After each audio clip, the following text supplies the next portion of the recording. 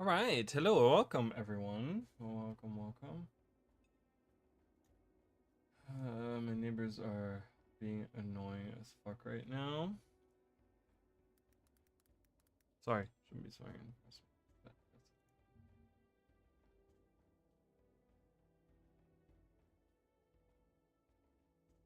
Um, oh, that's cute.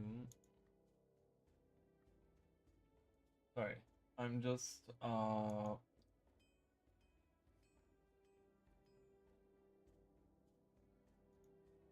doing my regular stuff here. All right, let's activate this and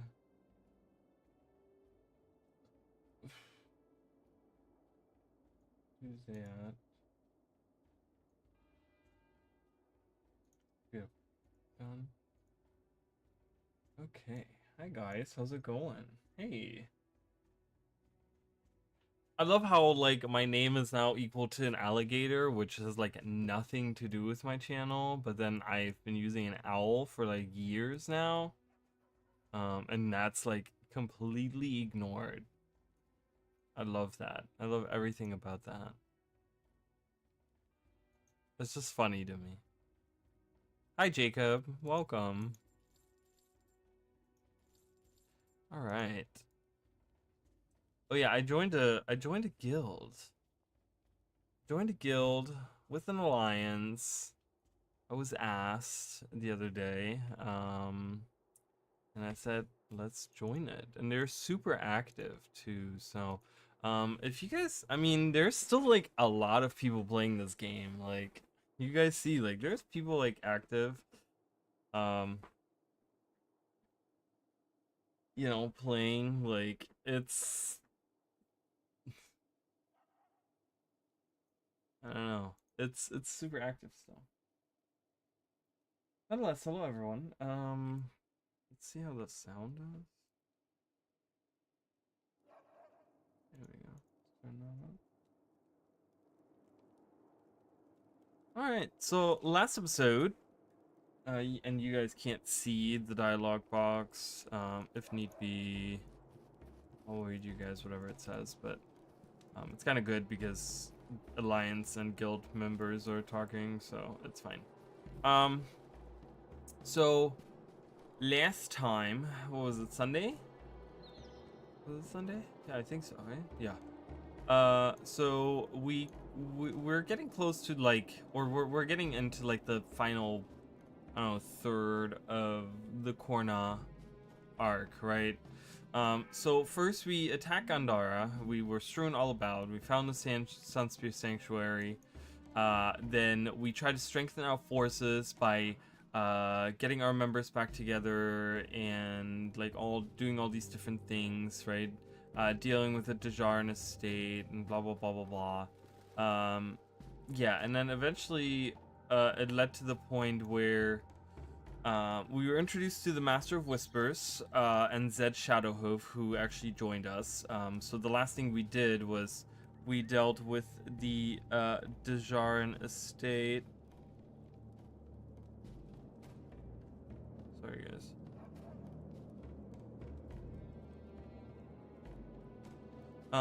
The Dejarin estate, which was taken from Zudash Dejarin, and is being used as like a labor camp for centaurs, like a prison labor camp for centaurs. So we go in, we get blackmailed by Zed Shadowhoof, and he threatens to reveal the sanctuary to the Cornan military if we didn't help him. So we went in, we helped him, we freed Mirza Valdrunner, who's like the leader of like one of the only tribes that's left. I think the tribe is they hang out at Turai's Procession, which we haven't been to yet. So that is the Turai's Procession is the one area that leads into the Desolation. The other area up here leads into the Desolation as well. I don't know what. I think, do we go through here? I don't remember. We're gonna go into the Desolation. I don't know exactly which path we're taking, but But yeah, nonetheless, I want to make sure.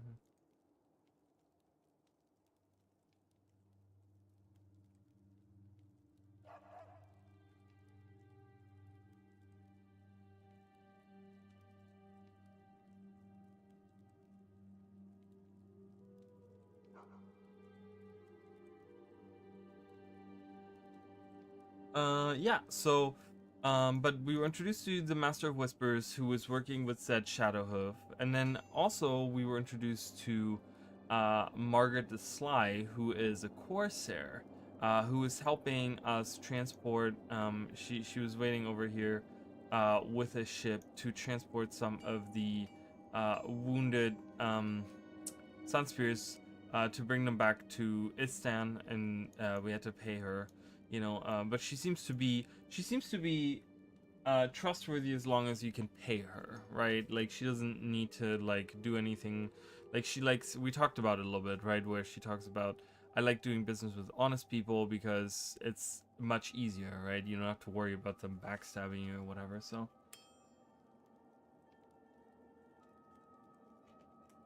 the last thing we did was we were told that we have to find a way past the Fortress of Jahai, and the only other way, like, to go to Vabi, right? The idea is to go to Vabi to ask the princess. So, where Istan is ruled by a council, Korna is a military state and is controlled by the military, and of course, um, Varish being the leader of the military.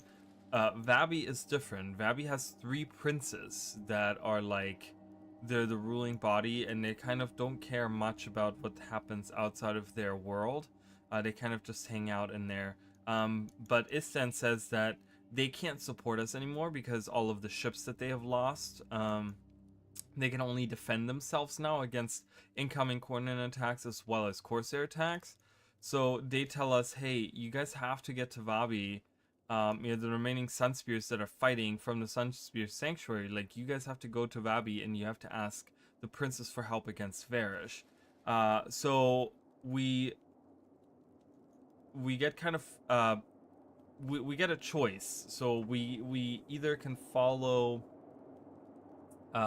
Margaret the Sly, or we can follow the Master of Whispers. Now, the Master of Whispers talks about the waterworks over here, how there is another demon, the Drought, that's blocking a secret passage that leads to Vabi, right?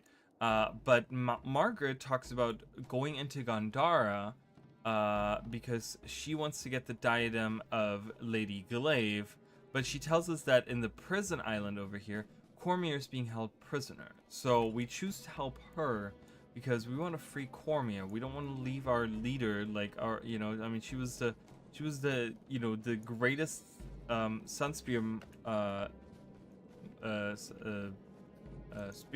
spear marshal of all time, right? So we don't want to leave her there. So we want to help her. We had kind of the choice, and like I said, I would rather have taken the Master of Whispers, but I think for the story, going with Margaret and dealing with Cormier is probably more what we want to do anyways. And in order to do that, we had to get a map, and then what are we doing now? We had to get a map, so we got the map. Oh, okay, got it. So we had to get a map because there was a map being passed around, and I don't know where I'm going. Is it this way? Yes, it is. I see. Yeah, so we had to get a map because we needed to know our way around Gandhara, and now the last thing was that we now have to get a set of Cornan armor to disguise ourselves. We've already done that before. Remember, we disguised ourselves when we disguised ourselves as a Corsair when we were dealing with the Cornins, and now we're doing this, kind of the same thing with the Cornins, where we are, you know, we're surprising Cornins again, but by actually being Cornins. So just being Corsairs. Here's Margaret, and the squad of unsuspecting Cornin guards is right here. So right before we can fight those, we have to get rid of these Heckets.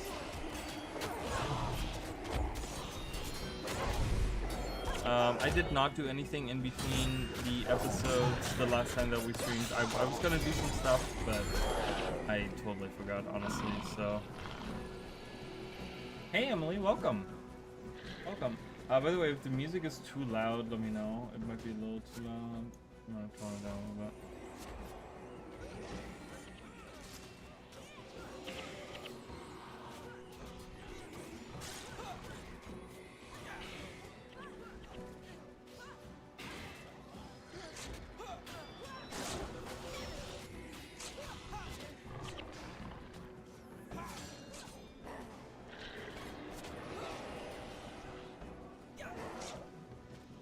Yo, I love having these bone minions. The long range bone minions are nice. Bone fiends, I guess they're called. Alright, so now we have some armor to sneak in. No me, no Cormier. Alright, we're ready. Let's go. So that's how the mission starts.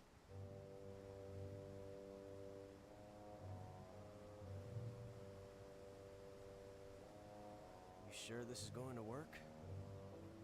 No. Would you prefer to storm the gates? Tried it once. Didn't work. Okay, then. Try to act Cornin. You there, soldier, report. All clear. What are all these bodies doing here? Peasants, sir. They were suspected of harboring sun spears. We dealt with them. Good. Bale will be pleased. He's on the warpath right now about the sun spears. Keep your wits about you, and you'll keep your heads. Carry on.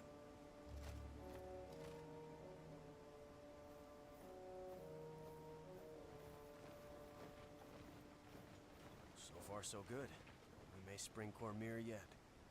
Diadem first. Prisoner second.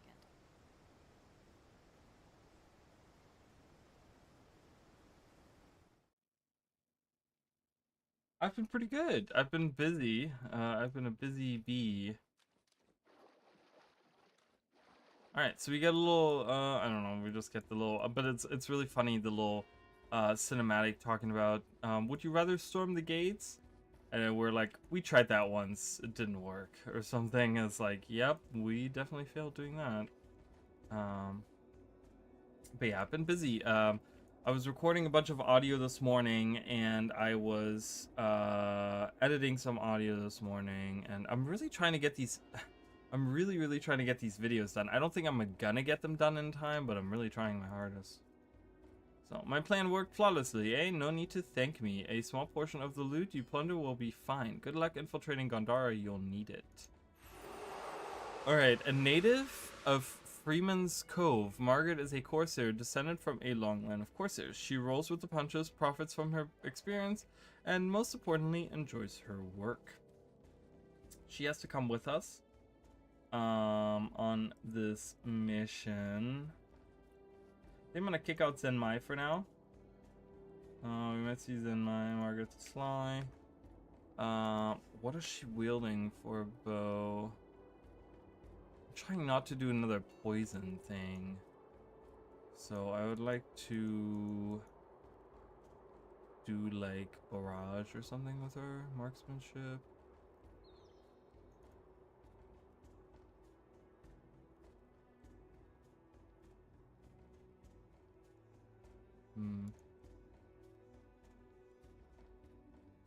That's like that. I guess. Longer survival for that. Okay. Well, the idea was that I wanted to get the videos done by August. I want to get them done. Well, the thing is, so I wanted to get them done in August before the release of the expansion. Now, I don't know if I'm going to get them done. I think I'm going to get some of them done, but I don't think I'm going to get them done because the idea was to release all 9. How many? I don't even know how many it is. I keep saying 9, but I don't know if that's actually true. Let me count. Let me count real quick how many it's going to be.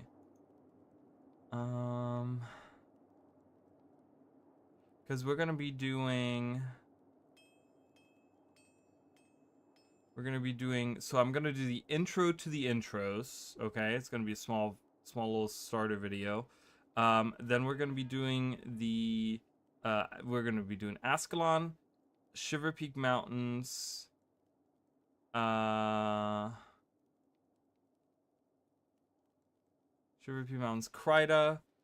Maguma Wastes, so that's 5.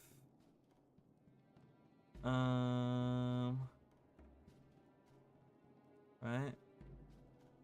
Intro, Ascalon, Shiver Peak Mountains, Kryta, Maguma Wastes, yep. I keep missing,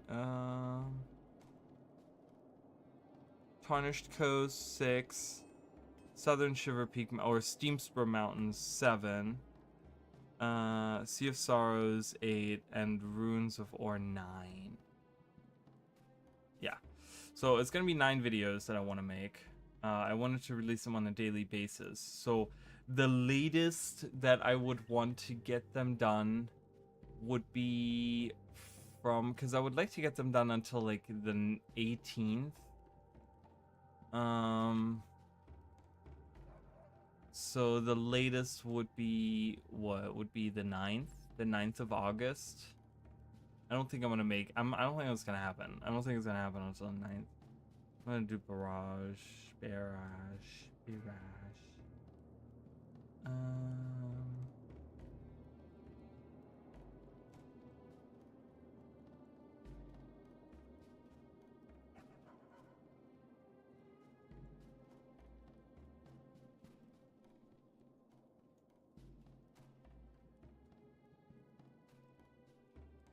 Yeah, I mean, they're shorter videos. They're not going to be super long. I recorded the first video. The first video is only like 7 minutes long. I think the second one, the Ascalon, I recorded the audio. I haven't edited it yet, but I think it's going to be closer to like 9 or something. They're not going to be super long videos, which I guess that is the good thing about that.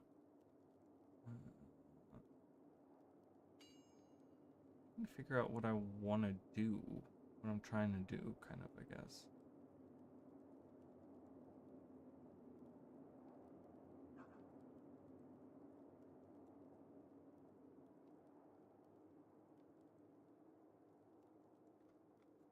I'm just trying to do damage, but I'm trying to be cheap about it.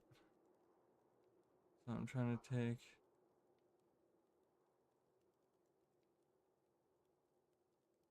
cracked armor. Let's see if we have something that I can do.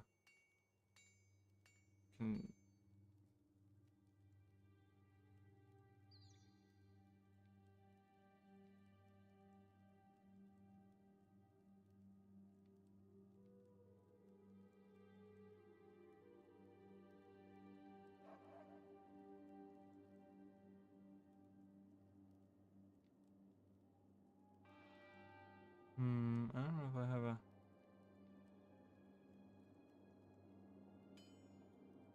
I don't know if I have everything that deals...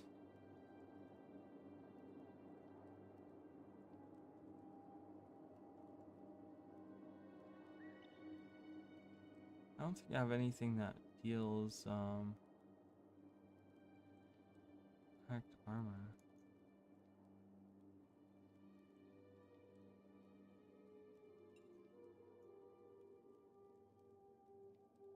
Thank you, I appreciate it. Yeah, I'm like I said, I'm trying to get them done, but it's just a lot, you know, it's just a lot. I still have a lot, like I've been doing like a lot of other things outside of that, you know.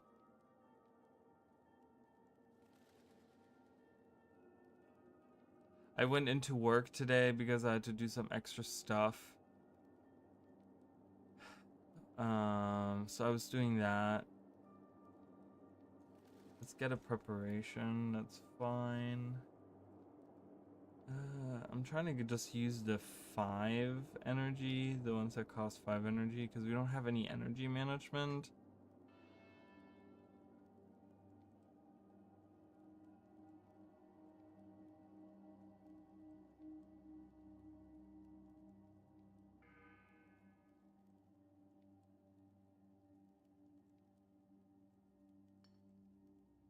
But yeah, we'll see. I mean, I don't know. I feel like maybe I'll get it done.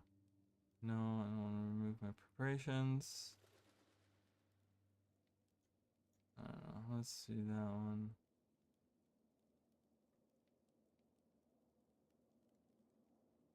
I was trying to do something with like.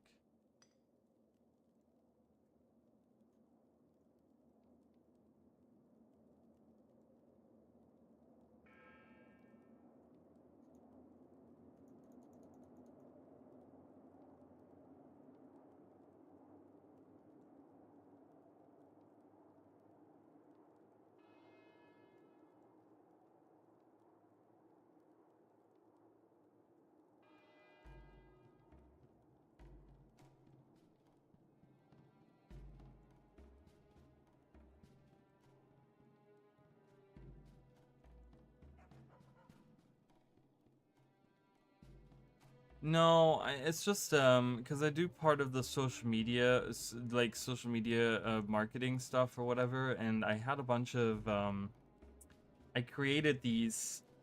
They don't use them, and it's just part of one of the things that drives me crazy with that place. But I created these little sign up cards for like an email club kind of thing. They don't use the email club like really ever, which is whatever. I mean, but it was a matter of collecting people's.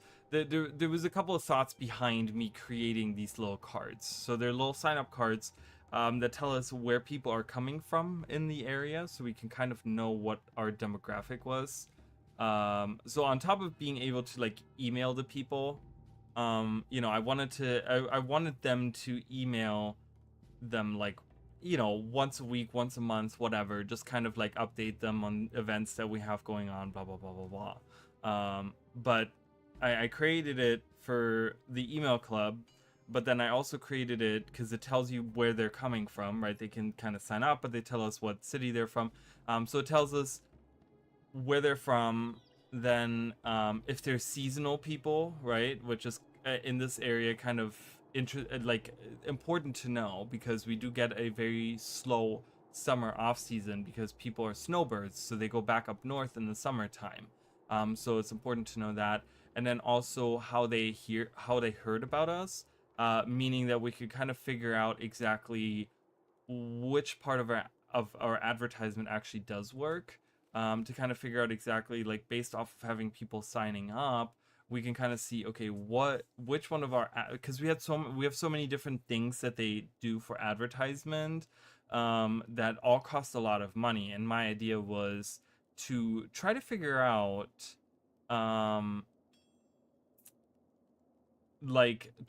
exactly like which, if our money is spent wisely, right? Like which of our advertisements actually does work. Yeah, and so I kind of had that thing. The problem, like I said, is they don't use the it's unfortunate, but they don't use really the emails for anything, and they don't care about because I collect all the cards, and they don't care. They don't care about the cards. They don't care where they're coming from. They've never asked me because I sort them. So what I do is I go in. This was it was a whole thing that I had like as an idea, as part of like something that I wanted to do for the restaurant. But I literally have a folder that I sort these cards into based on like in categories based off of like what they write on where they heard about us, so we could kind of see, you know, word of mouth or social media or like different things that we had where we were advertising. And they don't care. They don't use the emails. I've collected right now. I mean, I've only done this for like 3 months now or something. I've collected like 180 different emails already. And they don't use the emails that I put on the because the business has a Google account, right? And I put those into the contacts on the Google account so that when they use the Google account, the email on the Google account, um, you know, that they can send out info like on events, upcoming events, stuff to those people that I enter in there. So they don't do that, and they not once asked me about what those cards, like the folder that I have where it's sorted. They've not once asked me about it. So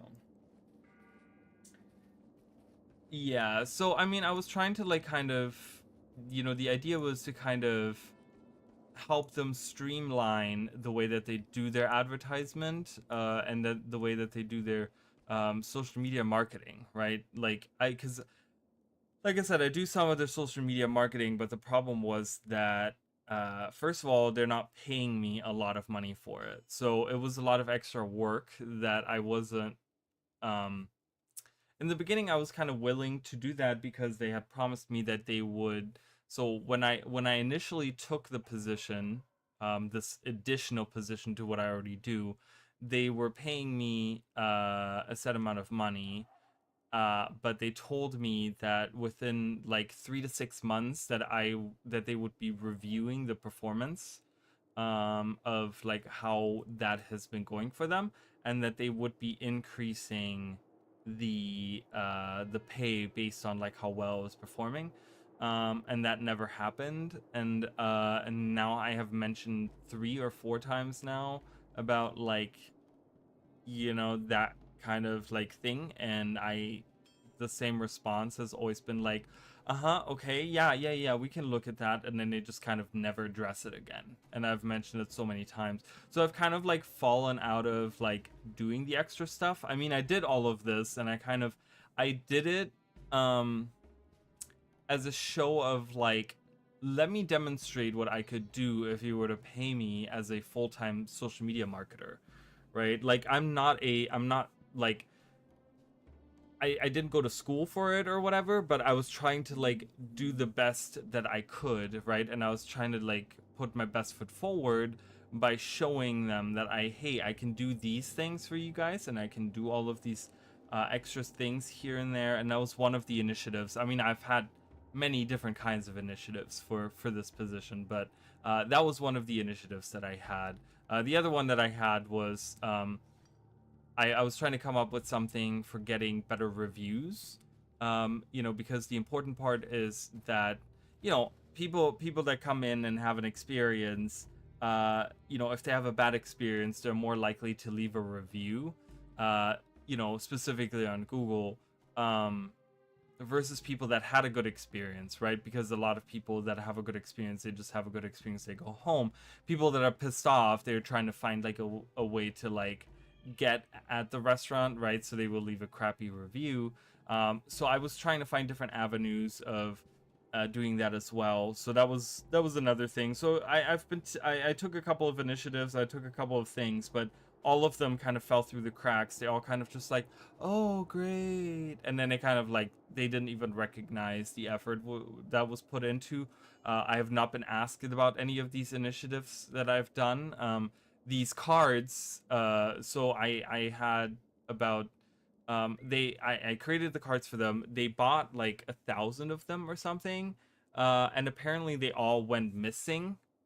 So I have like the 180 that I have filled out.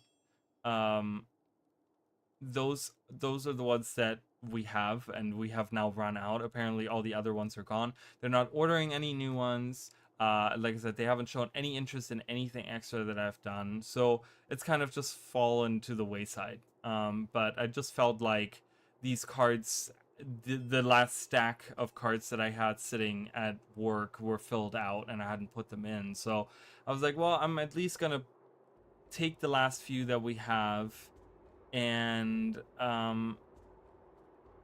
enter those in the account, and God knows if anything's gonna go on with that. Hi. Digikuma, welcome in. Welcome back. Yeah, so I don't know. I kind of put a lot of effort into it. You know, I try to, whether it's a job that I've ever done or info or like, or, you know, if it's something that I've been trained to do or whatever, I'm very serious about the job that I do. It doesn't matter what I do. I always try to do my best in whatever position I'm in.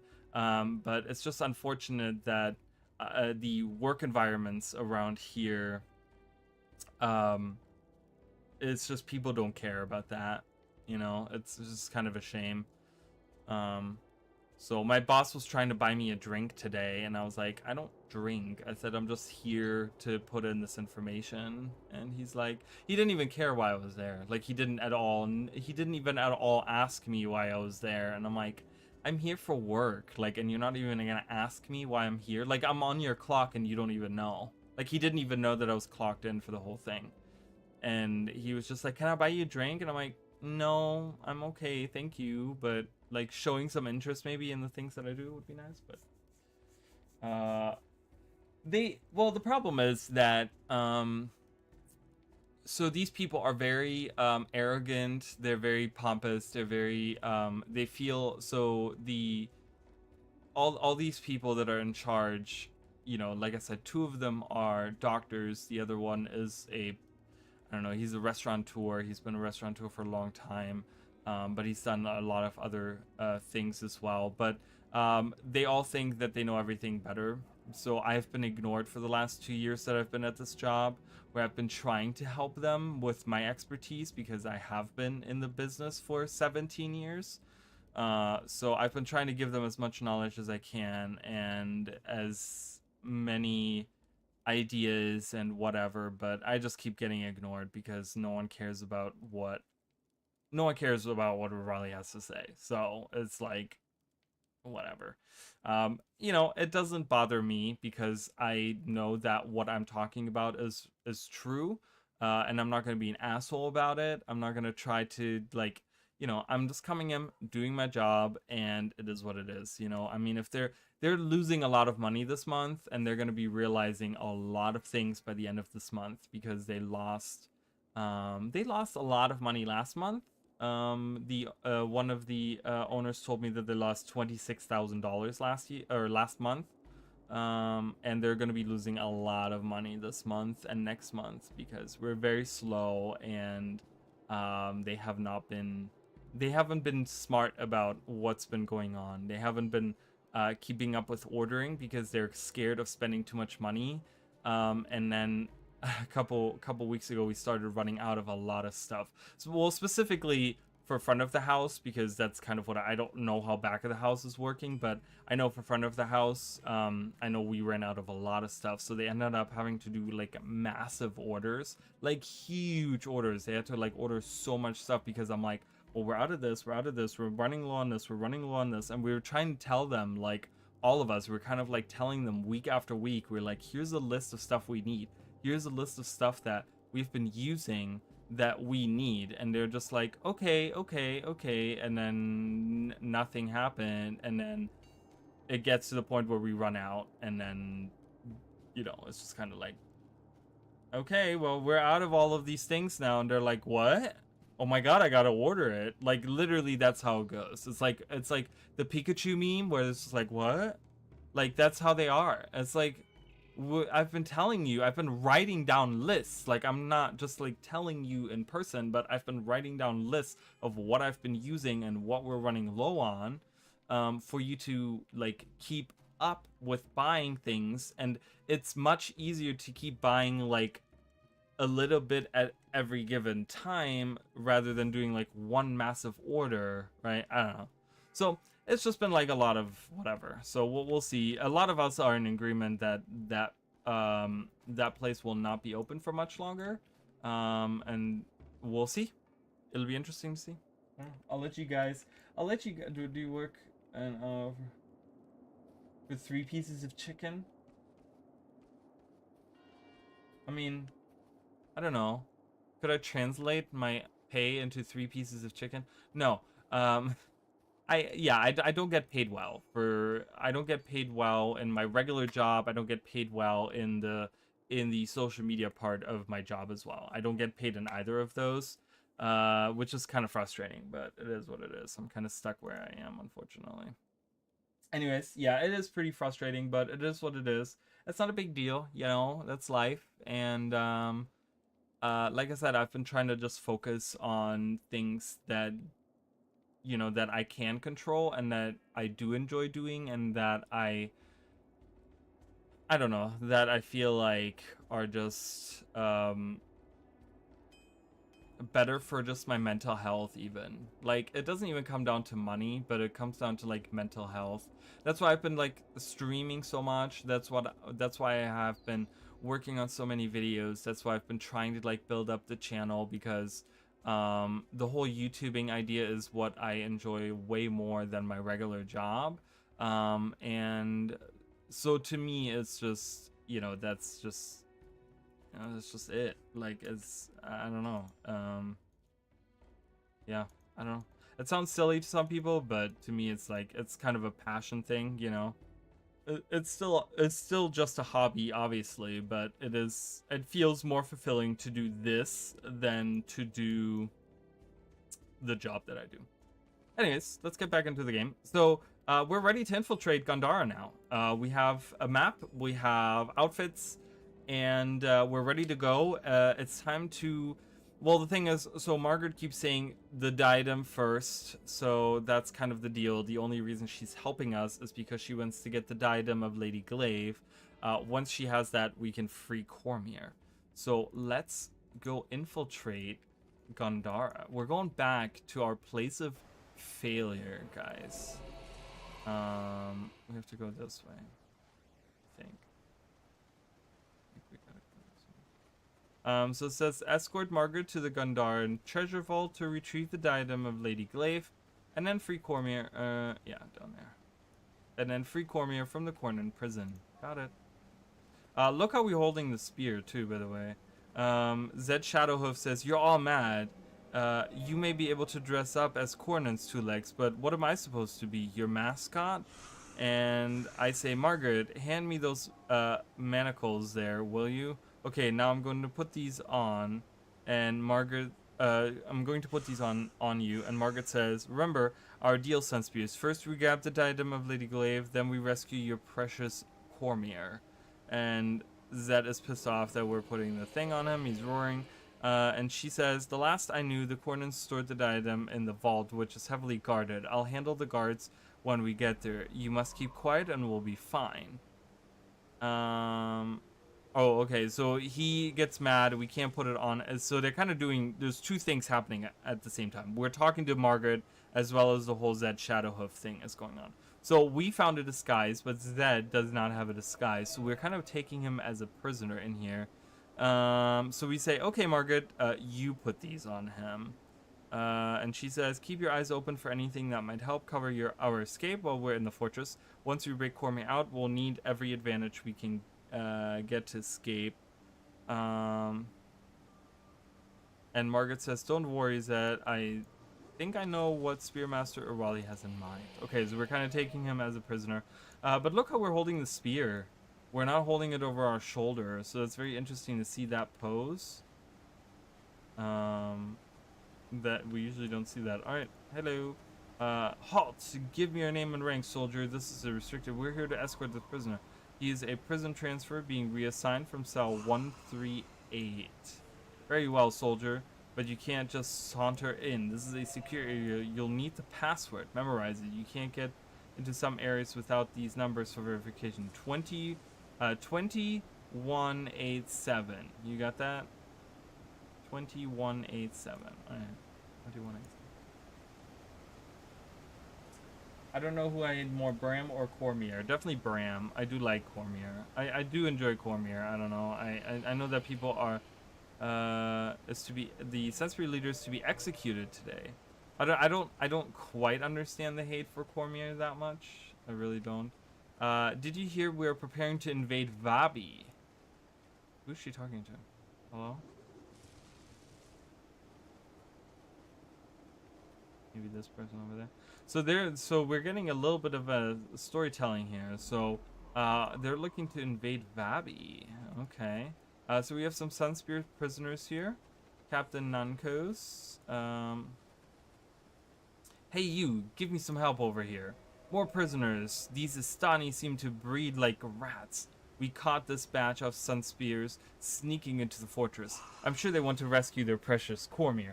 I don't have time to deal with this riffraff. You're heading towards the prison. Take them with you and toss them in a dark, deep cell. Right away. The prison is just a place for scum like these. Alright, so we get a little bit of support. We have the Sunspear prisoners that obviously we're going to take with us. Sunspears have been seen near Ronjok. Okay, so they're kind of figuring out where we are. Remember, Ronjok is the village right outside. There's a demon spawn. You guys see that? I don't know what the bonus is. I forgot. I think you got to do some extra things for them. So there's a demon here. Let's see what's going on here. Hello. You there, soldiers. So we're supposed to help them with this demon.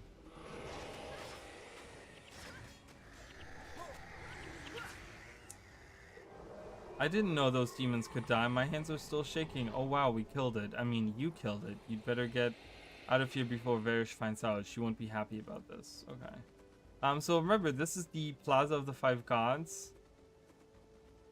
Istan, can you believe it? My family's been poor for years.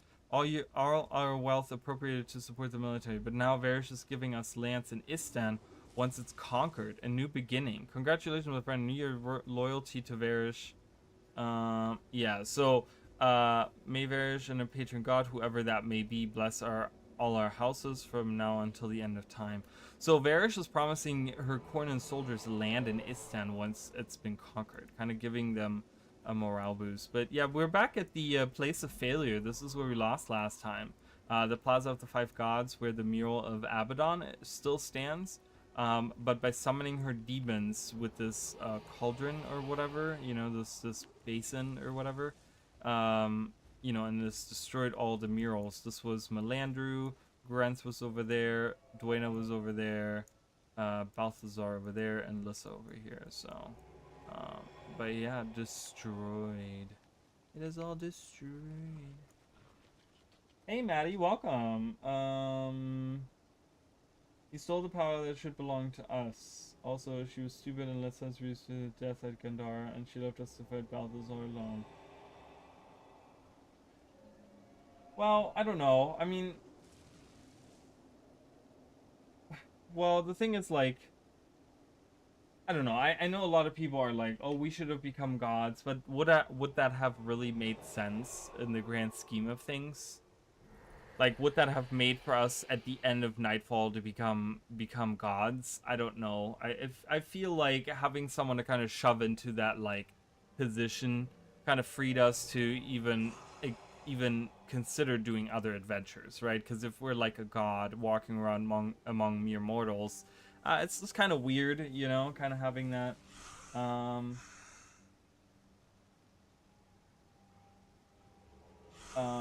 And she was stupid. She led Sunspears to their death.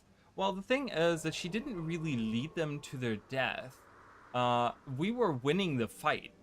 Like, we didn't know that Varish would unleash demons on us, right? Like, if you go back to the stream, if you guys go back to the stream, you kind of watch how the fight happens. Like, we were winning. We were, like, it was a trap, but we had her cornered at this very plaza right here. We were winning against her, and then she summoned demons, which was completely unexpected, and it was completely, like, overwhelming to us.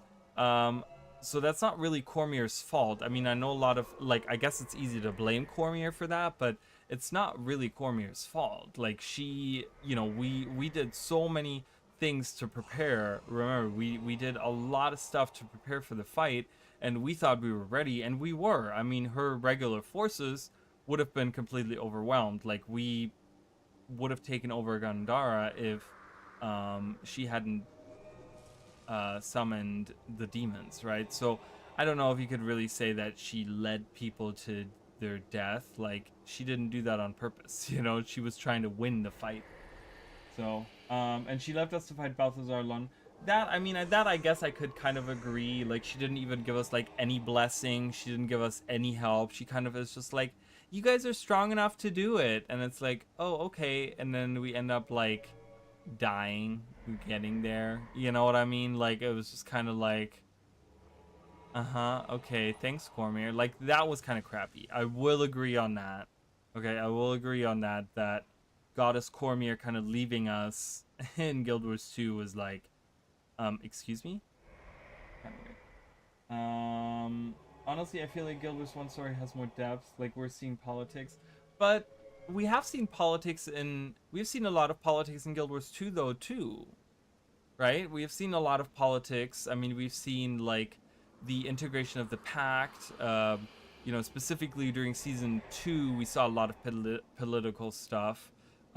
With, you know, them, like, having the summit. Remember, like, we had the summit and we had all the, like, the leaders of the 5 races kind of come together, have a big meeting about Mordramoth, and going into Janthia Wilds, we're going to have the Tyrian Alliance kind of come to the forefront.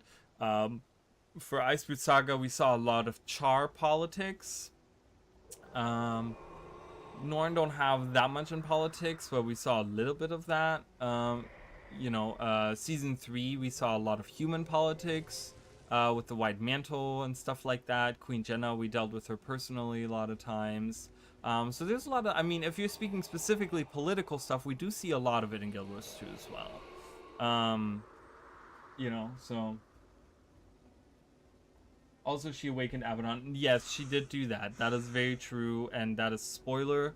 We have not found that out yet. I was trying not to reveal that, but now that it's out, cat's out of the bag. But yeah, she did do that. She did awaken.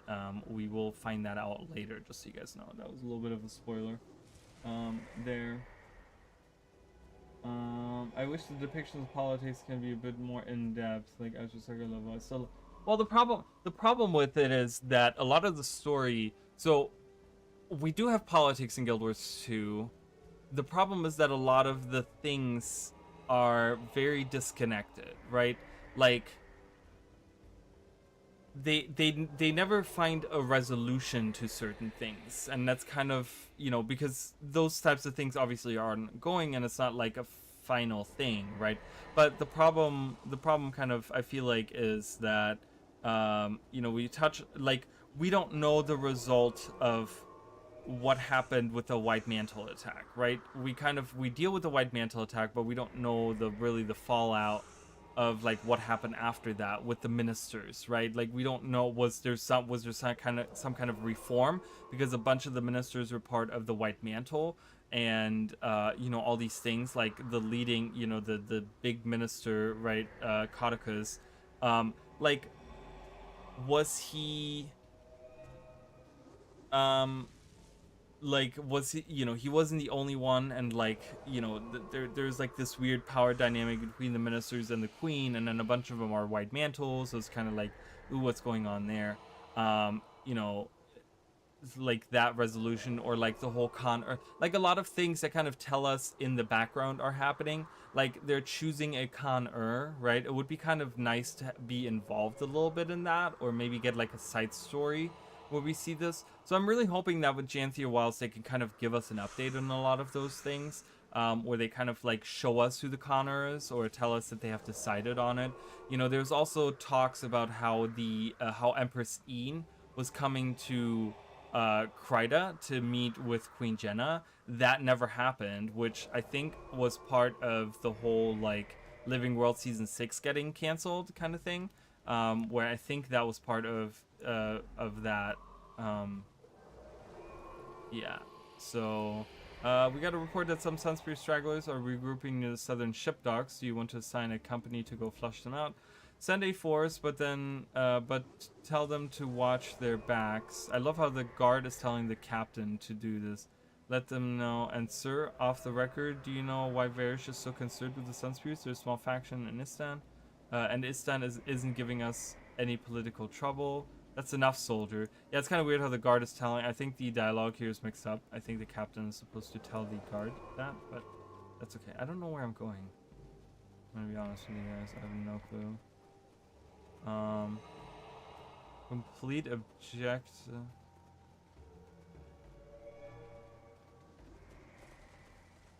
Obtain the prisoner code. The demon is out of control. You can either help the guards or stand aside and let them fight on their own. I did help them.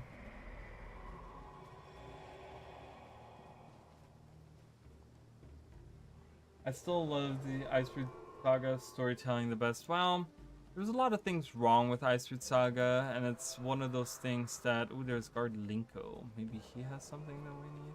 I hear soldiers will reach Fabi in just a few months. Isn't that exciting?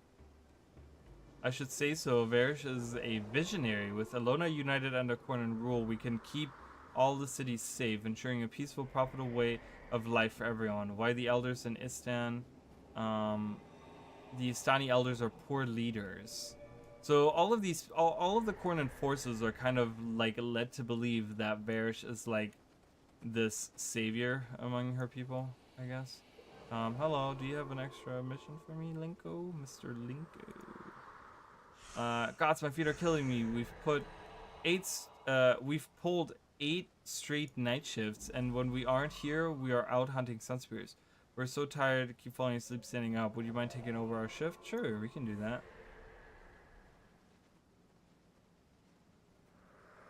Okay, so we did another additional thing here. Take over gate duty for some guards.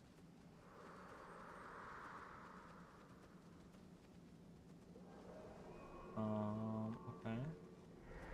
Is there anything else I can do? I don't think so.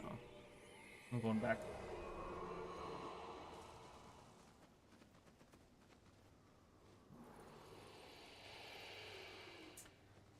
It depends on how you approach it. You know, the problem is that an MMO specifically, and I think that's why a lot of MMOs story-wise kind of fail, because MMOs are very they're supposed to be these huge worlds, right? The bigger the world and the more different, you know, and we also like we want to have different playable races. Like that was one thing that Guild Wars 1 had kind of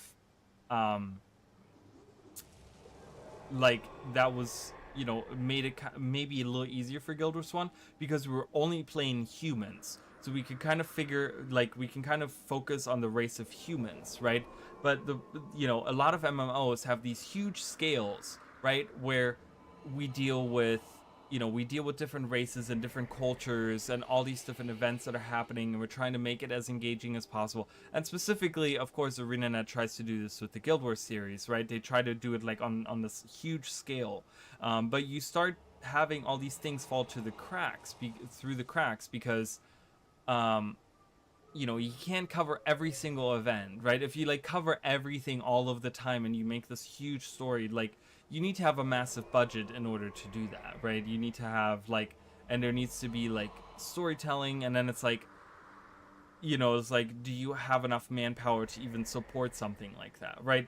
Like, I think video games that kind of go in and they're very precise in what they're telling you and the things that they are like saying, like take Elden Ring for example. Like Elden Ring isn't the greatest in telling its lore, but it has a very concise lore, has like a set world with a concise lore, and every person has like their place in it, right? And you can kind of figure out the history of it or whatever as you go through the game. And like, you know, one big part of getting the lore is like reading the item descriptions and you know, getting some vague character to tell you something. But overall, it kind of tells you this interesting story, and you can kind of infer a lot of things here and there.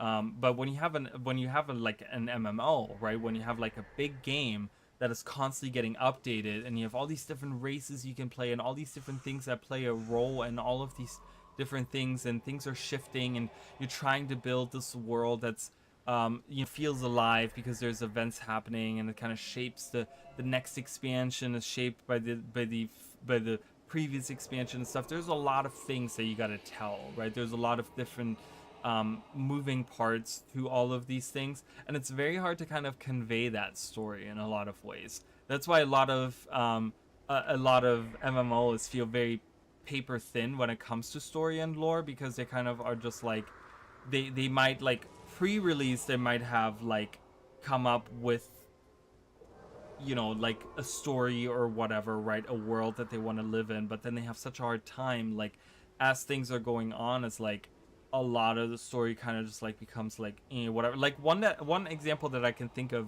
as really good, I think, in that sense is Dragon Nest. I don't know if anyone has ever played Dragon Nest.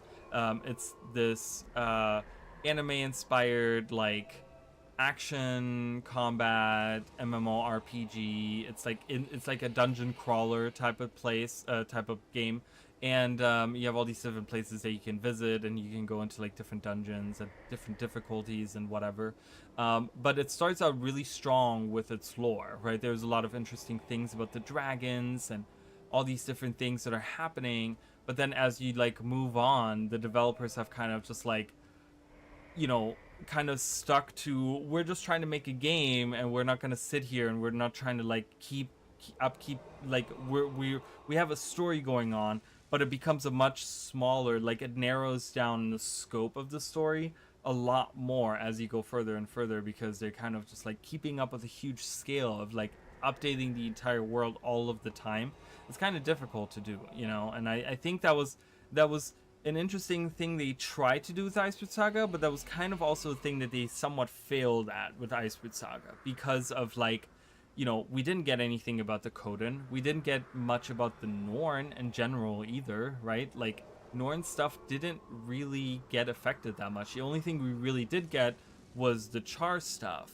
But they did promise us that they would update, like, we saw a lot more, like, we saw Centaur stuff. We saw seemingly more Coden stuff that we didn't get to see. Norn weren't really, like, again, we don't, like, the whole thing with Owl, for example, right? Like, it's one of the things that drives me crazy. Obviously, as someone that has, like, Owl in everything that I use, right? Like, in, as my logo, and owls are, like, my thing, kind of. But also just kind of because I love the story of Owl, and they kind of, like, they took that part of the story, and then they were like, oh, they retconned it, but they tried to make it like a deeper thing, only to kill it off at the next release again. And it was like, why did you do any of this? Why did this even happen? This doesn't affect the story in the slightest. So there was like certain things where they were like, oh, we want to take these different parts of the lore, these different moving parts, and we can do something with them, but then they kind of fail in doing that correctly in a lot of places in Iceberg Saga. So it's kind of a shame. No MMO in the market has good story. It doesn't, right? Like, I think the idea is that MMOs, I mean, it's really hard to say that, I really don't think that, and I agree with you, that there is an MMO that has a good story. Because the problem is just that MMOs try to do a lot of different things, and like I said, they have to, MMOs as a base are already like these huge worlds, these massive worlds, and it's really hard to, because they become almost like it's like a book series or something, right? Like, take like something like Lord of the Rings or something, right? Like, it's like, it's this huge world, and it's like the books are so massive and there's so many of them because this world is like ever changing, right?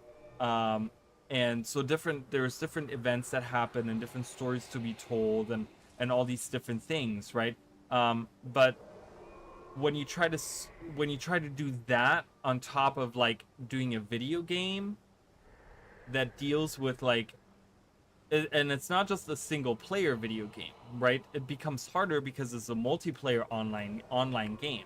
So there's way more elements. Like, I think we can all agree that MMOs have a lot more elements than single player games. Single player games, you can kind of choose to say, okay, this is my main character, we're playing, and this is the, the characters we meet along the way, and this is the story we're telling, and then we can kind of add different events in, and we can kind of say, oh, okay, we'll do an expansion, or we'll do a sequel, and we'll deal with that, or we'll do a prequel, or whatever, right? And we can kind of branch out and tell the story of the world that way.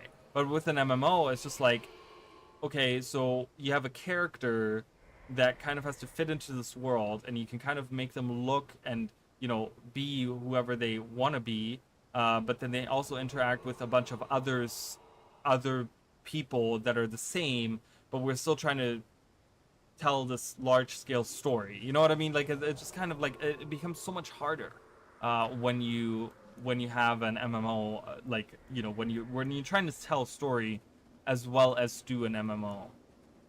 All right. Vault Master Asia owes me lunch for a year. He said we'd never be rid of Cormier, but soon she'll be nothing more than a memory.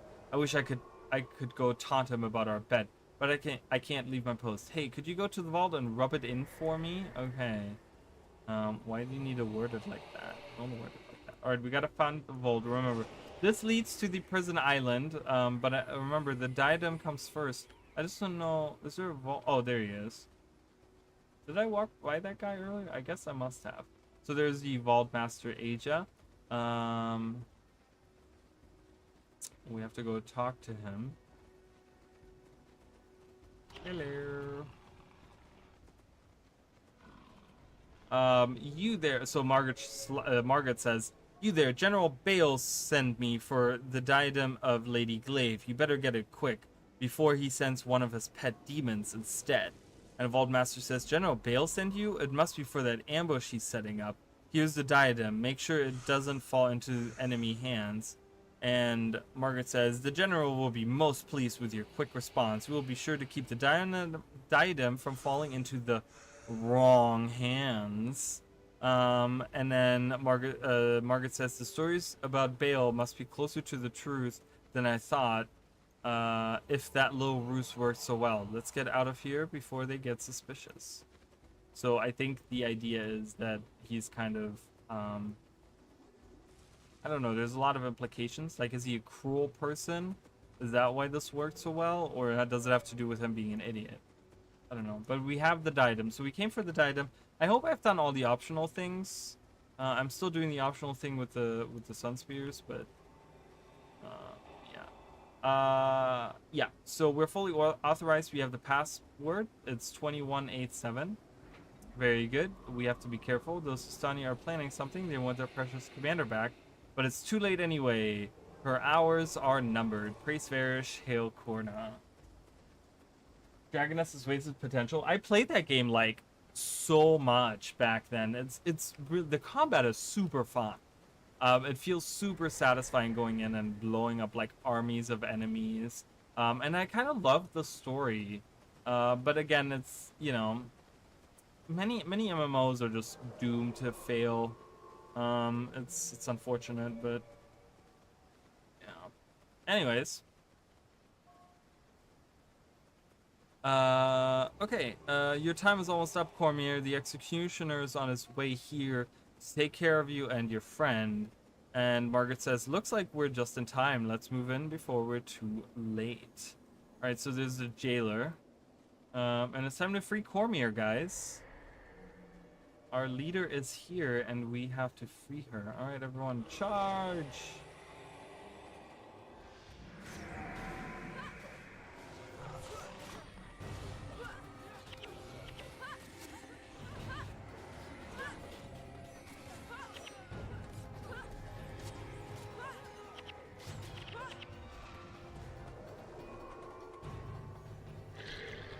Yeah, this is kind of fun. This is a little bit different for sure, like infiltrating the enemy forces. Kill them all. But we get to see Gandhara from like the inside. It's really cool. It's really not a hard, because we're close to getting done with this mission. It's really not that hard. So. All right. So time to free Cormier from her prison. Cormier, we're here to free you. Sister, you've come to rescue me. Sister. Shai! Of course. You think I would leave my sister to the Cornins? Cormier. Give me a moment. Night has fallen. At least for me. What happened? Our hosts were less than gracious. Varish's demons blinded her. They have a taste for eyes. I can manage. You lead. I shall follow. Let's ditch these outfits. Now that we've sprung the prisoners, this place is going to be crawling with soldiers.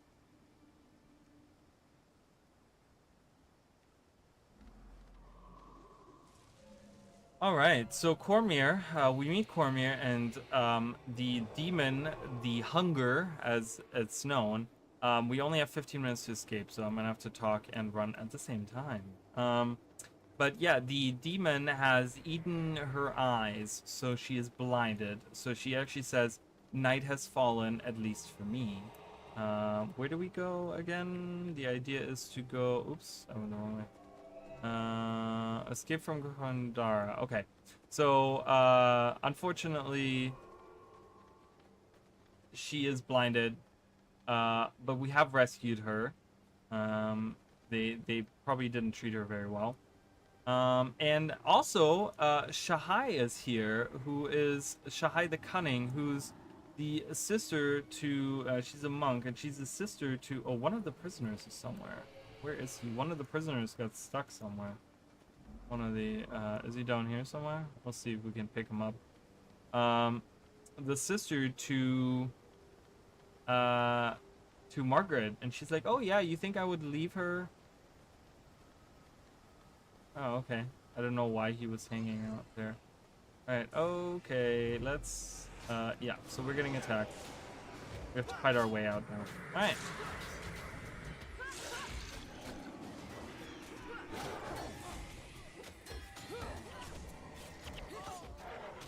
So from this point on, and this is, I think, one of the reasons why a lot of people don't like Cormier, Cormier just stands there and does nothing.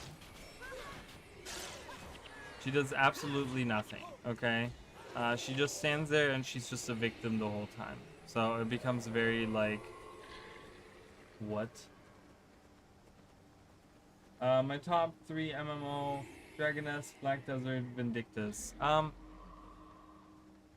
Combat systems. Yeah, I can kind of agree on that, right? Like, I think that's pretty good. I still love Guild Wars 2's combat. Like, I think Guild Wars 2's combat is, especially if you, like, I mean, you guys know I played with action camera on all the time. Like, I only played with action camera.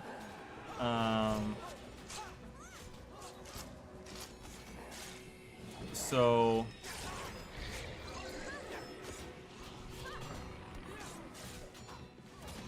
but yeah, I don't know. I mean, Black Desert I like a lot as well. I think Black Desert, the problem is that I'm not a fan of the movement in Black Desert. It feels very stiff. Like, the combat is okay, but the movement is still kind of weird. Alright, the guard Linko, he came back, even though he was supposed to take a break. I don't know what's going on with that. I guess you're gonna die.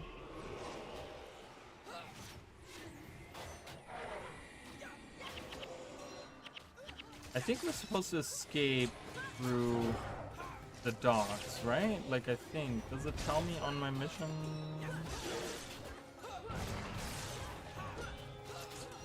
Yeah, escape point. Okay, yeah, we have to go down to the... let's kill the guards here.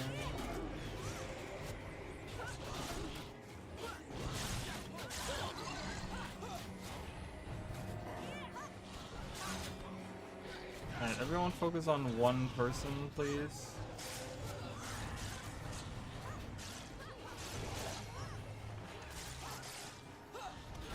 Is there a healer? Where's their healer? What's going on here?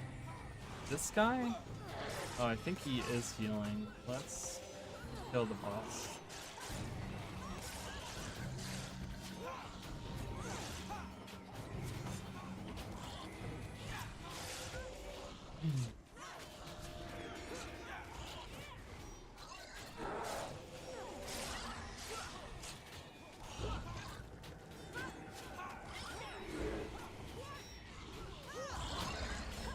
Oh my goodness. Like, I'm running out of time just fighting this one dude.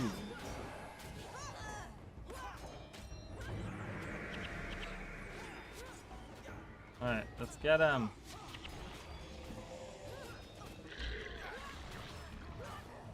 Alright, perfect. Let's go.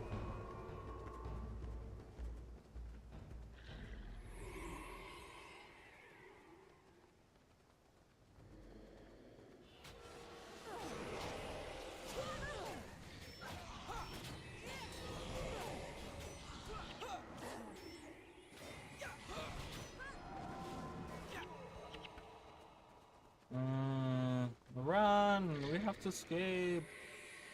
Escape. So what would be, so if you guys could pick, speaking of like battles, battle systems, if you guys could pick a battle system, like from any video game that you've ever played, and put that into like an MMO, like what would be your choice? Right, like I think something like, I really love the idea of like, I don't know, I really find like Elden Rings, like all the like From Software, like all those like Dark Souls and stuff, I think all of those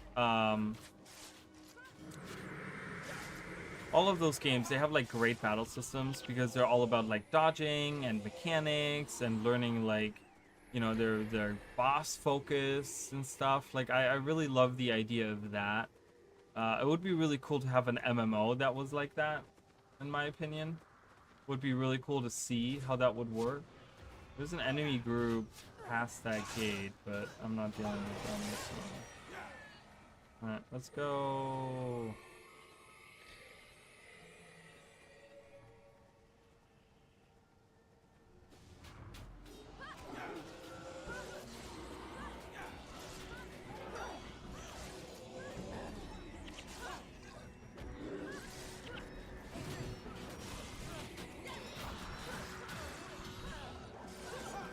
Someone leveled up. Oh, Zed leveled up. Nice.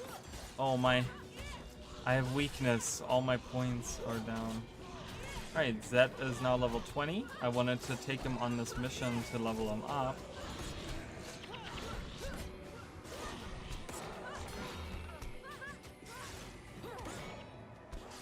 Some people might even say, like, I know there have been some MMOs. I don't know if there's still some out there that do it. I've never played one myself, but like turn-based combat for an MMO, I mean, that would be kind of cool too.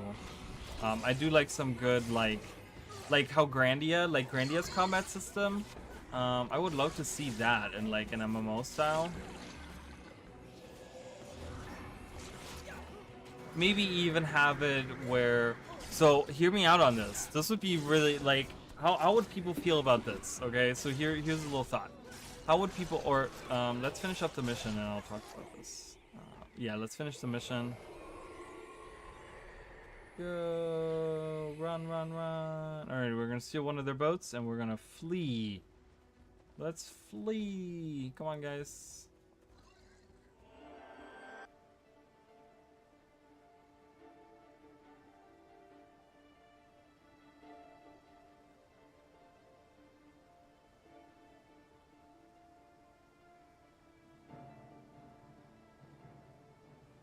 Cormir, we're going to get you back to Istan. Istan? No. You need to go north, to Vabi. There's no way to get past the fortress of Jahai. There is another way. There is a passage at the back of the waterworks of Mankalan. You told her about that? So I took a risk.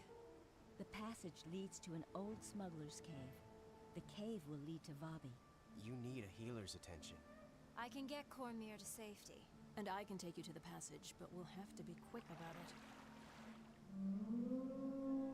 Very quick about it.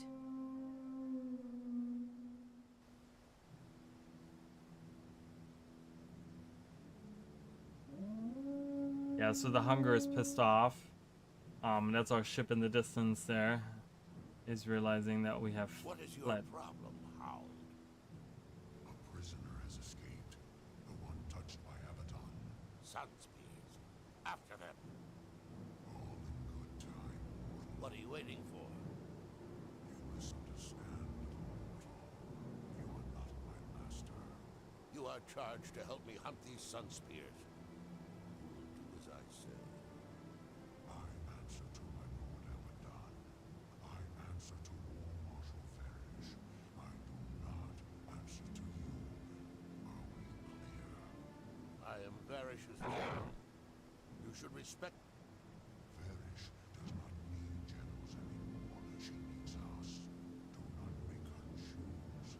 We are partners at best. Until all your Sunspears are slain. And then Then we will renegotiate.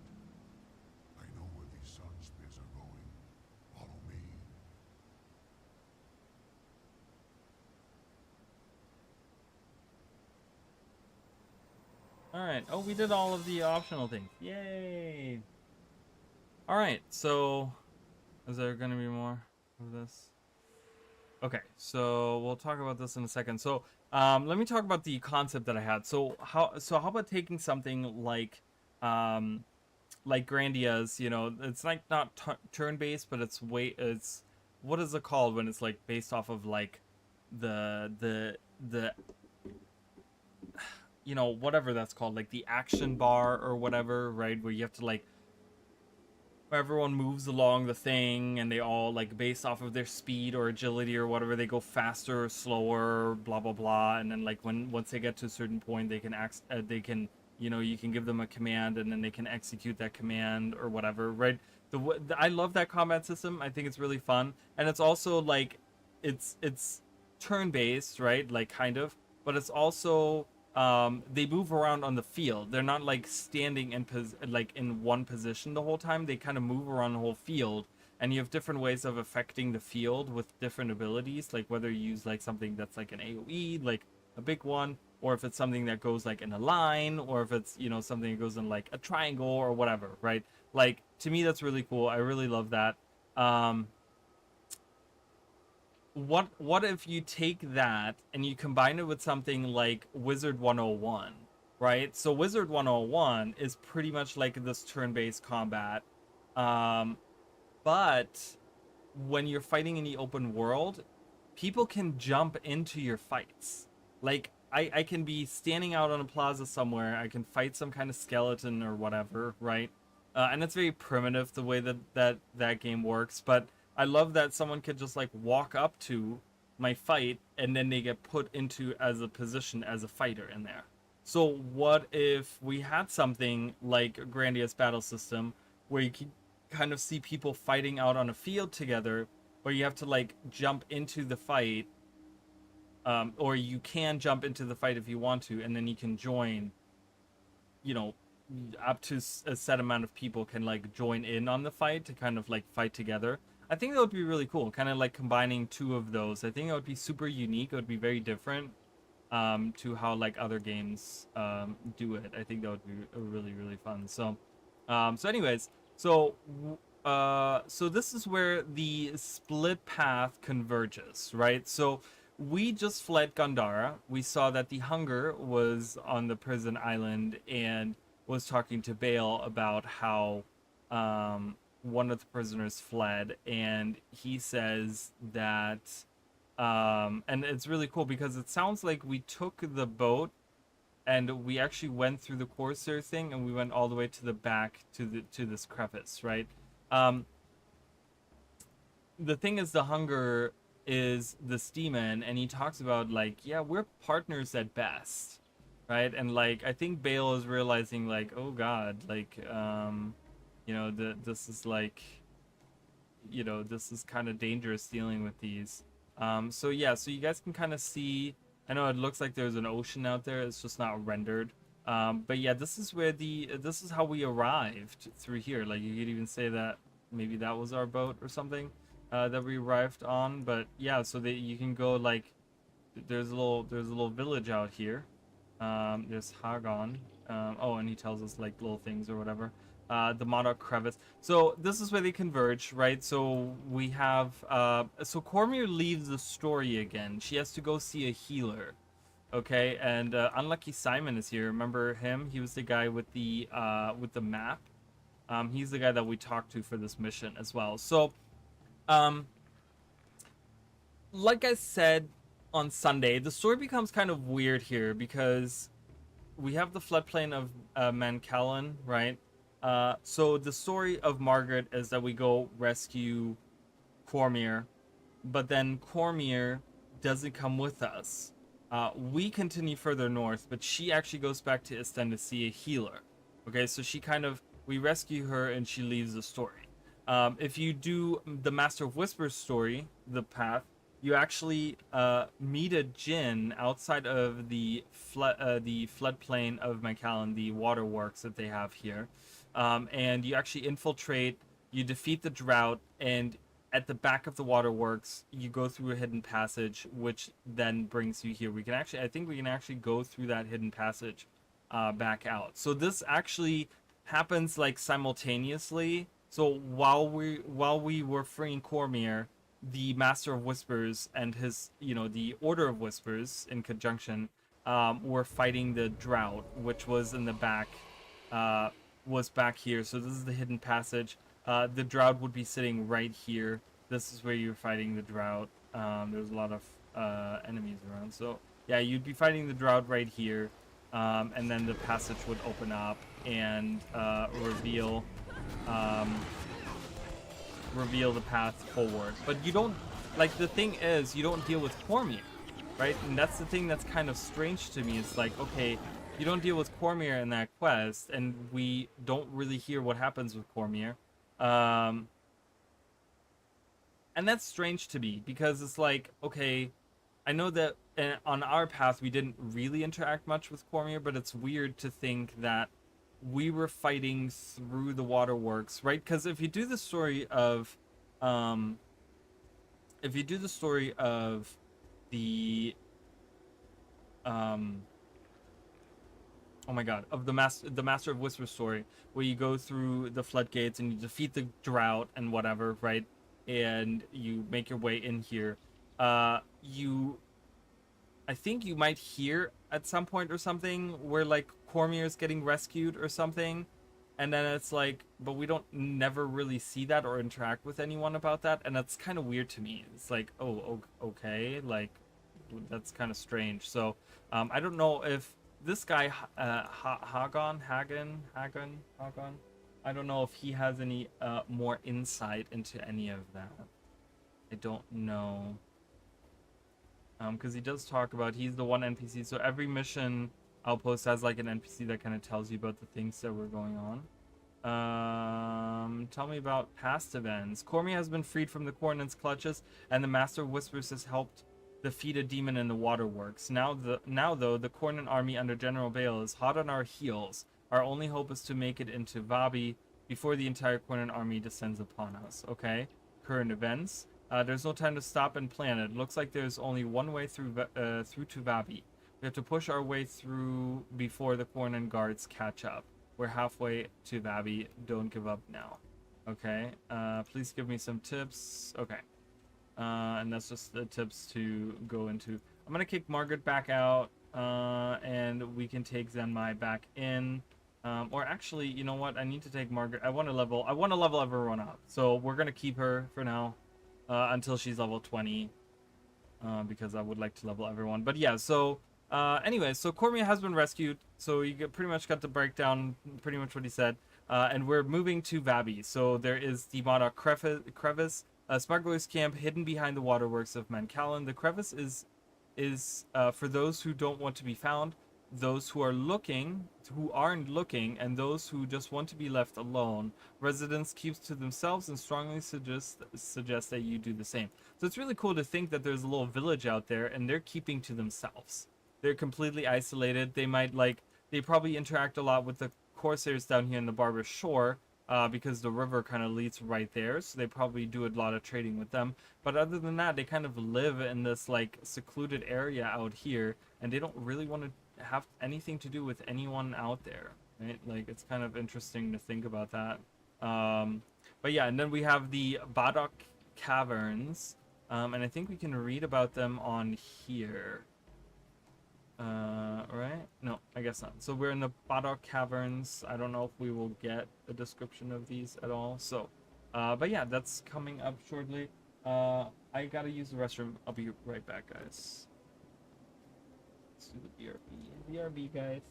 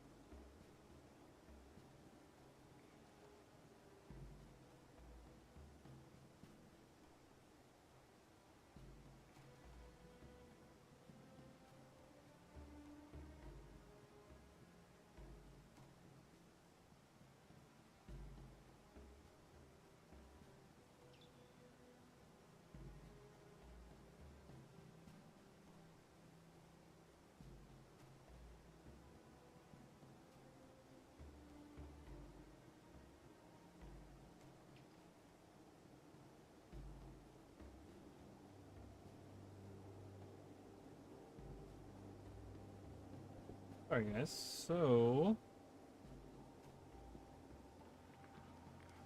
Alright, so we can move on now.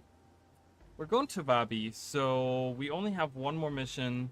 But that's the interesting part. Well, they make it sound like one more, like, you know, Agon or whatever his name is. He says, "Oh, you're halfway there." It's like, really? Like, we did like one mission to get here, and so you think one more mission and then we're in Vabi. But the thing is, like, once we're in Vabi, we still have to travel to get to anywhere in Vabi, because like going to Vabi, or Vabi, not Vabi, Vabi, doesn't mean that we're where we need to go. There's actually like a little bit of a journey that we have to take to actually get to the place that we're trying to get to. It's kind of cool, but it's also kind of sad because, whoa, what's going on here? It looks like a guild is doing like, well, I don't know, or maybe it's bots. I think this is bots working. Doesn't tell me what the guild is, but anywho, so let's go in and do. Yeah, we don't have a lot of stuff with this. That's fine.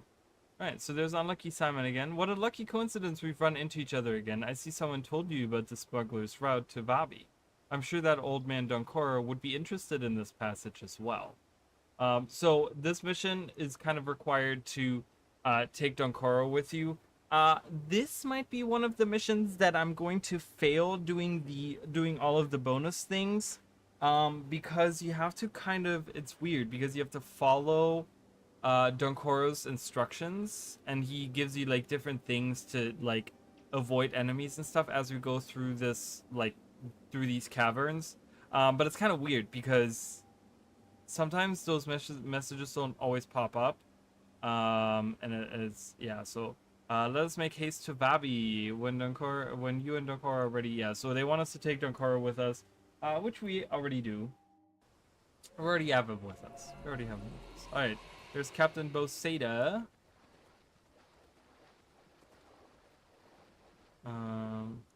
We need to talk to you. We should waste no more time. These caverns can be treacherous. Okay. Hi friends, you must be Spearmaster Arali, and I recognize Donkora by his description as well. We've been expecting you to come this way. We have a friend in common who asks us to escort you through these caverns to Vabi. Okay. So who's this friend that you're talking about? And why are you... Okay, weird. Right. Donkora says, why do I think you're lying to us? Is it that you failed to name our so-called friend? Or perhaps it's just the way you clutched that blade. Either way, don't trust this one, Spearmaster Raleigh. So Donkoro coming right out with the, like, he's a smart man. It matters little to me whether you trust me or not. I've already been paid. But if you want to get through these caverns alive, you'll need a guide. Someone who knows the route that leads to safety, instead of the dozens that lead to death. It's your choice, Spearmaster Raleigh. Alright. I cannot name my benefactor, only that he's very interested in seeing you reach Vabi alive. I want to keep him happy and want you to live through this trip. So what do you say? Can we trust one another? I'll follow you for now. Okay. Very good. Follow me. We'll be in Vabi before you know it. Okay. So we're in this cave. Mandragore. Oh my god! Okay, that's far enough. You should have listened to Donkoro.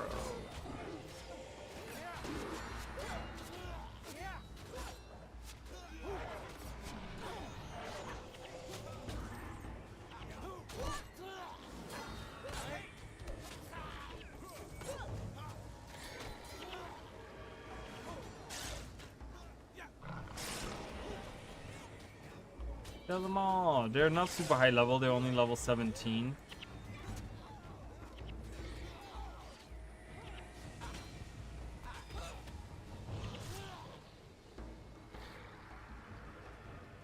Okay, well, we still killed them all. That's what you get for being such an idiot. Alright. I'm trying to remember. I do know that there is some places here and there. So we're trying. The idea is that there is Cornan forces that are patrolling through the through this through these caverns here, and we're trying to avoid them, right? Like we're trying to like kind of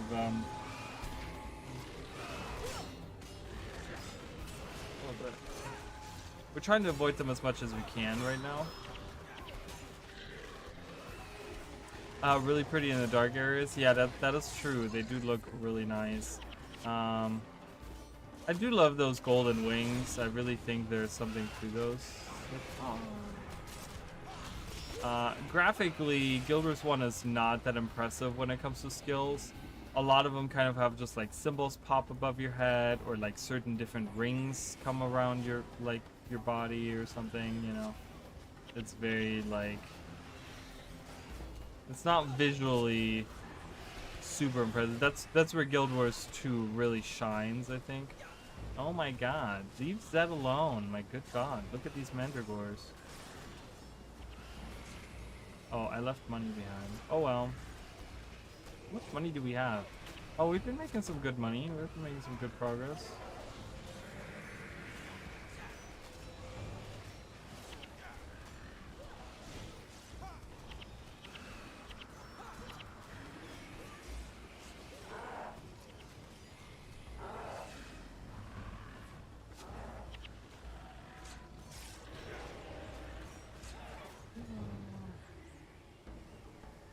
Alright, so I think the first tip that we get, you guys will kind of see Corsairs coming. So I think if we approach here, Donkoro is going to give us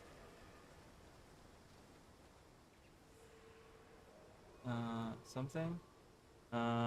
You followed one of Donkoro's 4 remaining suggestions. Wait a second, notice how the path here is worn? See those footprints in the mud? It looks like a patrol comes through here on a fairly regular basis. Perhaps we should conceal ourselves. I spotted a waterfall to the west that should drown out any noise we make nicely. So we have to go over here. We have to wait in the waterfall for these guys to cross. So you kind of have to follow Donkoro's instructions, and it's a little annoying. So we're gonna have to do this as we venture through. This patrol is gonna go further like this way, and we can then venture up here.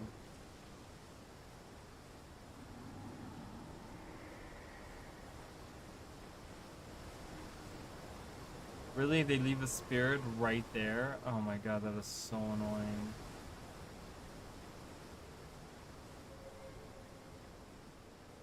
Because if I attack that, they're gonna come, and I think that's gonna ruin... Is that guy gonna summon? Uh-oh. I don't know. Is that gonna destroy the... Let's run. Run! Fall back! Alright, so I think we did that. It gave me the, followed the suggestions early, before that even happened. I don't know why.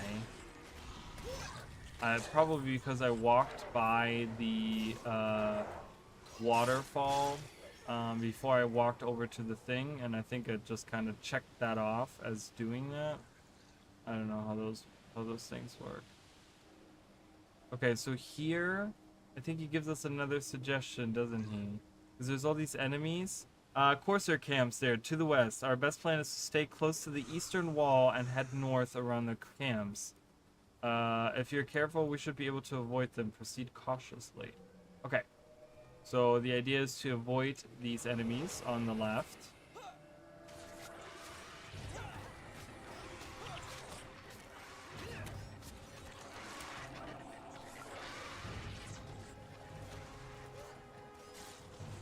So we could be going straight through here and then get to the end, I think, of the mission really quickly. But that would be ignoring what he says. So we're taking the easier path, which is longer, but I think we have to go along here.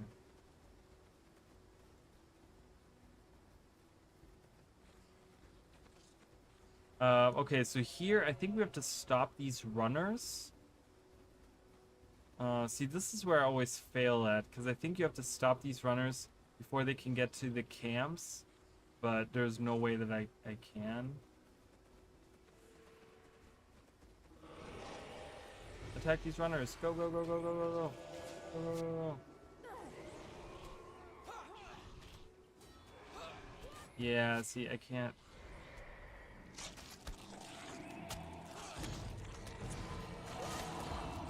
Yeah, so we failed one of them. You see those Corsair, he says, we got past the camps, but look, you see those runners, their job is to alert other camps. If they get away from us, they'll sure bring back reinforcements. And they did, because we couldn't do it. We couldn't keep up. So, unfortunately, we missed that one. So this is not Cornets, this is Corsairs that we're fighting now, but yeah, it is what it is. That's okay, I got 3 out of 4. That one kind of sucks, because you have to be prepared for it, and you have to be able to, like knock down enemies. I think that's, like, one important part, is kind of be able to knock down enemies, so you can kind of keep them in place. I did have some, you know, I had Zed with me, which does slow them down, but yeah, it's kind of tough to do that. Hey, you stupid runner, you messed me up. I'm gonna kill you. Go, Croc, attack. Margaret just died because we're getting attacked from behind. Great.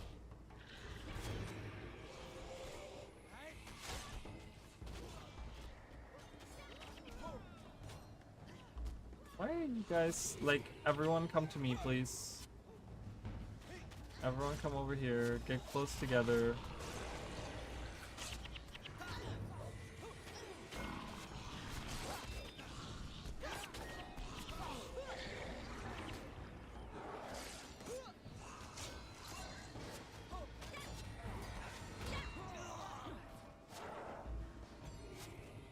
Margaret's just getting murdered over and over again.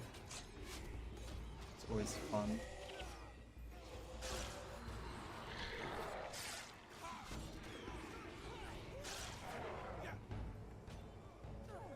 Spear!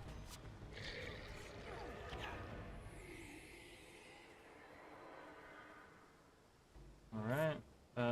So I don't know.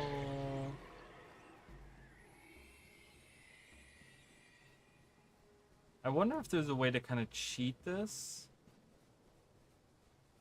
Because if I defeat the runners late, does that still... Sometimes, you know, like, if you're still defeating the runner, it might still count as, like, oh yeah, you defeated the runners. Like, I don't know if it's, like, too late on that now or not. Sometimes things like that work, but... Yeah, see, it didn't give me the fulfillment on that. It just still sees... It still says 3 out of 4, so it's fine. Alright. And now we're gonna fight our way around here. We're almost to the end of this cavern. And then we're out in Vavi. And our mission then is to meet with the princess.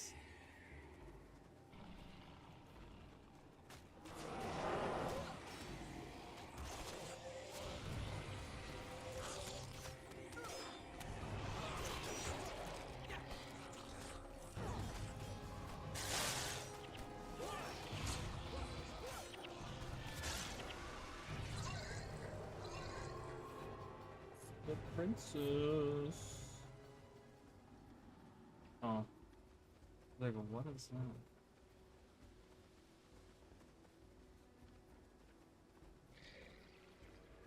Alright. And I think we have to go around this way? Yeah.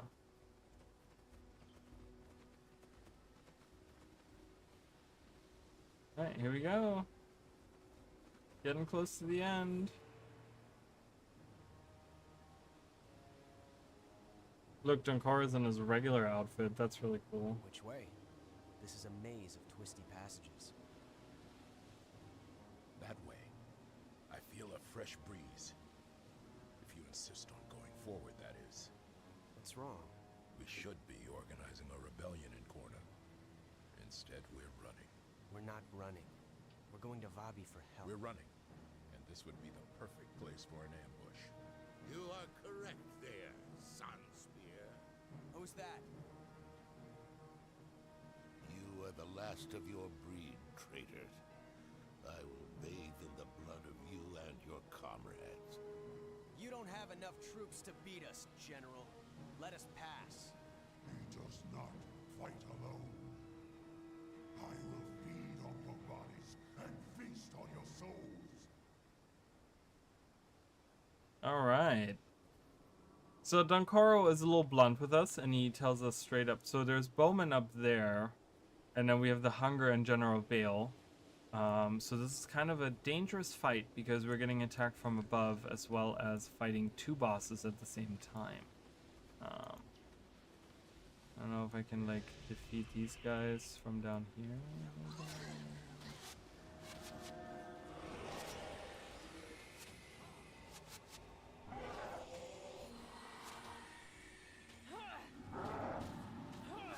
Can't really hit them from down here. And Margaret died again, so I don't know if we can stand underneath this bridge to not be hit by them or something. I don't know. Alright, anyways, let's fight him. Bale is a healer, so I think I'm gonna take him out first. I don't know the best strategy for this battle, but I think I'm just gonna focus on Bale.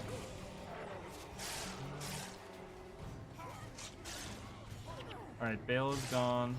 And then we have a level 28, the Hunger. Which is like really strong. Half of the minions are stuck. So minion AI sucks too, but that's okay.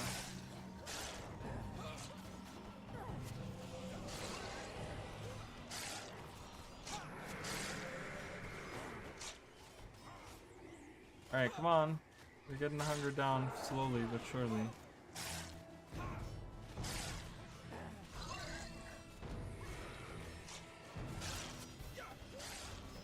Oh. We did it! Nice. Alright. Good work, everyone.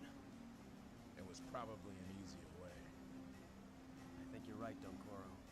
The secret passage was hardly a secret. I intend to press on to Vabi. Anyone who wishes can go back to the sanctuary. Of course I'm coming along. You'd be lost without me. You have led well so far. I will follow. You drag me this far, then ask if I want to be here?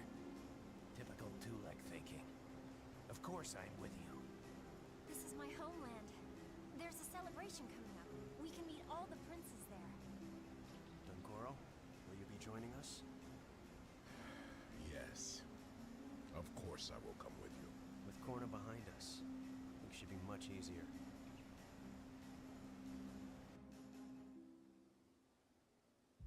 Fortress of Jahai.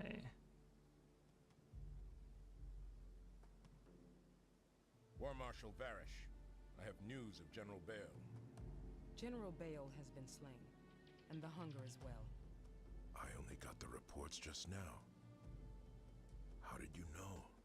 Thanks to my Lord Abaddon, I have a certain affinity to things. Call it a blessing. We have to decide our response. I have already made that decision. I have informed the princes that we will be pursuing Bale's murderers into their territories with all our available forces. And they agreed to this. They don't need to agree. We will be bringing our forces north in any event. With all due respect, Varish, our military is stretched thin fighting rebel villages, centaurs, and corsairs. Ah, Morgan, my old friend.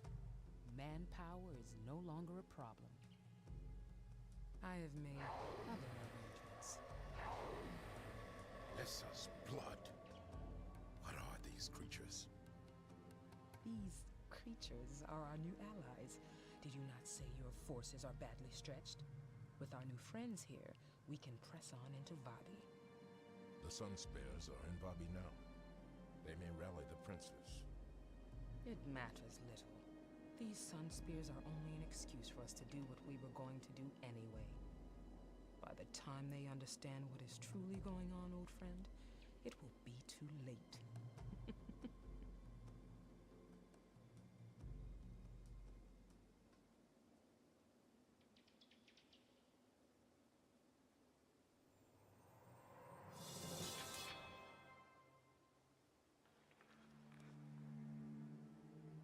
Pursued by Varish's forces, the Sunspears flee north.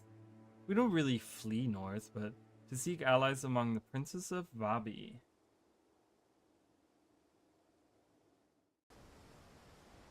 Alright, so we get a little bit, like, it gets really interesting. So,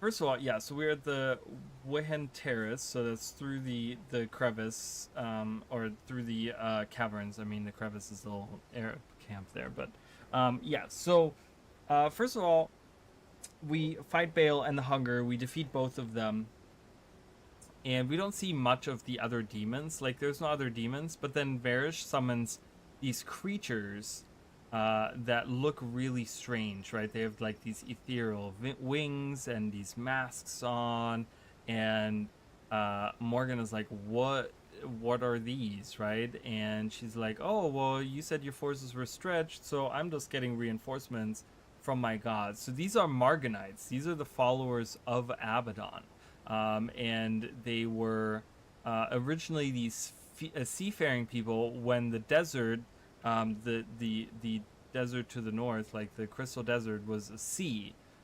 They were actually, yeah, they were actually seafaring people, and they were the followers of Abaddon, and they followed him so much that they became like these weird tormented creatures. And yeah, so they are being sent in to help, and they are using, as she says, they're using this as an excuse, the Sunspears as an excuse to do what they wanted to do anyways. Because remember, we heard Cornens talk about how they wanted to invade Vabi anyways. So they're using this as an excuse to move their forces into Vabi and then take Vabi over, right? So they're now fighting on all these fronts because they're trying to invade Istan, right, by sea. We know about that, right? But the Istani fleet is kind of holding them off for now. Then they're taking over Korna, right? They're burning down villages that are helping the Sun Spears and kind of taking control of the area, like by military, you know, things like the Dejarin estate, you know, taking control of that. And now they're sending forces north to Vabi. So she's really on this, like, War Marshal Varish is really on this, like, war path. She doesn't even care that Bale is dead, that the Hunger is dead. She doesn't care. She's like, it's already too late. Like, we're gonna be, we're doing this. We're winning. So we have this really cool statue of Duena here. Let's read about the Weihan terraces. These terraces were originally created by a monastic order dedicated to the goddess Duena. The restorative nature of the natural springs here made the location a regular stop for pilgrims. Though the order has since died out, its buildings and beautiful landscaping remains as a testament to their devotion. Yeah, so this was like, you can kind of see there's like spider webs. It's all kind of run down. People kind of still use it, probably as like temporary lodgings and stuff. But yeah, this used to be, you know, kind of makes me wish that we would get something like Fractals of the Mist or something, right? For Guild Wars 1, where we can go back and past times, right? It's interesting to think about, like in Guild Wars 2, we always talk about, oh, going back in time to experience something that happened during Guild Wars 1, but I always think about like what happened pre-Guild Wars 1, right? There's like a lot of really cool events that happened before Guild Wars 1. Like, why did this order die out? You know, what was their story here? You know, they built all these things, this giant statue. They were these followers of Duena. and like what was their story, what was the reason they did this here, right? I guess the restorative power of these springs that are around, right, these are like healing springs, was probably one of the reasons, but you know, what happened to them and what's going on here. So kind of interesting to think about that stuff. Let's see if there's any new interesting skills we can perhaps get.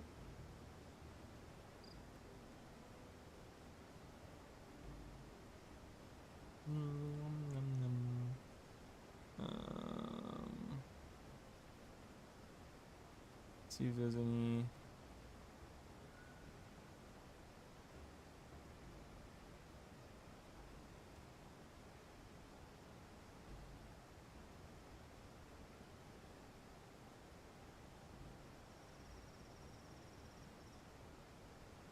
So I could do the Signet of Return. I might take that as a different like resurrection. We have the Sunspear resurrection thing, but I'd rather have something that's a little bit more Signet of Return. A little bit more up my alley. And anytime,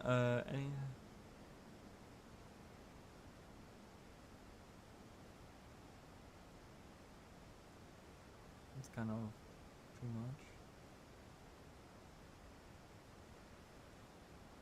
Oh, this is kind of nice. The Blazing Finale. For 28 seconds, whenever a chant or shout ends on target non-spirit ally, all foes adjacent to that ally are set on fire for 5 seconds. So that's kind of nice, because if I were to cast this on like someone like Koss, who has a shout himself, right? So I use a bunch of shouts that end, you know, all the time. And then, you know, that is kind of an interesting thing that you can do there. Is there some motivation stuff that we Aria Zeal?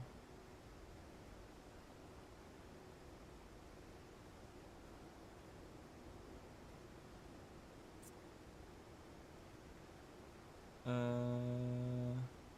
don't think there's anything interesting.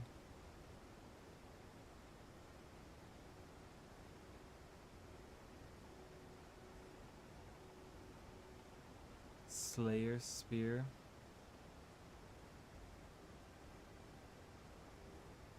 Yeah, so I don't think I'm gonna get any of that.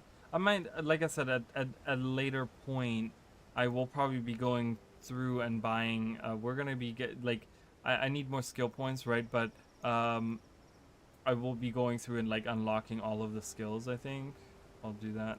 All right, so. Welcome to Vabi, traveler. You look as if you've journeyed through rough lands, eh? May Lissa's blessings guide you. So I've mentioned this before. As you venture into Vabi specifically, you will find that their matron goddess is Lissa, right? They're very Lissa focused. So Talcora, who is from Vabi, actually talks about a festival coming up, and it's a festival to worship, to dedicated to Lissa. So they're very like Lissa focused, and you'll see that a lot of times, and that's kind of a hint a little bit as well to one of the other characters that we've met through the story, Morgan, because Morgan does mention Lissa, like Lissa's blood earlier in the cinematic and stuff. And it actually it leads to him, and it's gonna be something that's revealed to us. And I don't think it's a big revelation or anything, so I'm going to mention it here. But he is from Vabi. He's actually a Vabian. How he came to be in service of fighting for Korna, we don't know. But he's actually originally from Vabi. So that's why he's tied to Lissa as well. They're very, like, you know, in Guild Wars 1's time, they're very focused on Lissa, which that, you know, changes later on because of Cormia, right? Cormia becoming a goddess. She... you know, she becomes their matron goddess, right? But for now, it is Lissa. So, what is this place? Welcome to Vabi. This was once a great temple devoted to Dwayna, but like so much in this world, it is crumbling, abandoned by those who have forgotten the old ways. Okay, rally the princes. The strangest thing happened just a few moments ago. A devout sister of Lissa inquired about visitors she was expecting from afar. So again, we have a devout sister of Lissa, and she was expecting someone from afar. I told her I hadn't seen anyone, and she left. Then out of nowhere, you appear. Her name was Kahani. She said she would be waiting in the Yatandi canyons. I can only assume she's waiting for you.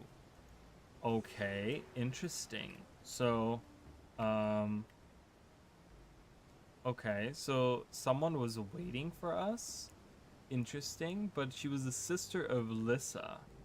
Also interesting, so. Let's sell all of our goods real quick. The goods we don't need, at least. I'm gonna sell a key. Sorry, guys. Alright. Let's go. And we're in Bobby. So we're kind of come across more Scree. If you guys remember, Scree are the harpies. The harpies and the griffin of the Olona region. We're gonna see a lot of those in Bobby, and it's the most annoying thing on the planet. So I hate those so very much. The Yatendi Canyons, I actually like these. This is a really fun little area that we're gonna see. So I'm supposed to be hunting Scree harpies, but they're really dangerous. You look stronger and tougher than me. Maybe you could help out. I'll gladly share this princely bounty if you take on a few of those monsters. So we actually, this is crazy. So we gain double experience as always, but now we gain 7 Sunspear promotion points. Remember how like it went from 1 point on Istan to 4 points in Korna, and now in Vabi it's 7 points that we get. Because you know, we're still rising in the ranks. It goes up to level 10, but now we're getting 7 for every harpy that we kill, which is kind of crazy to think, right? This is where this stuff becomes like a lot.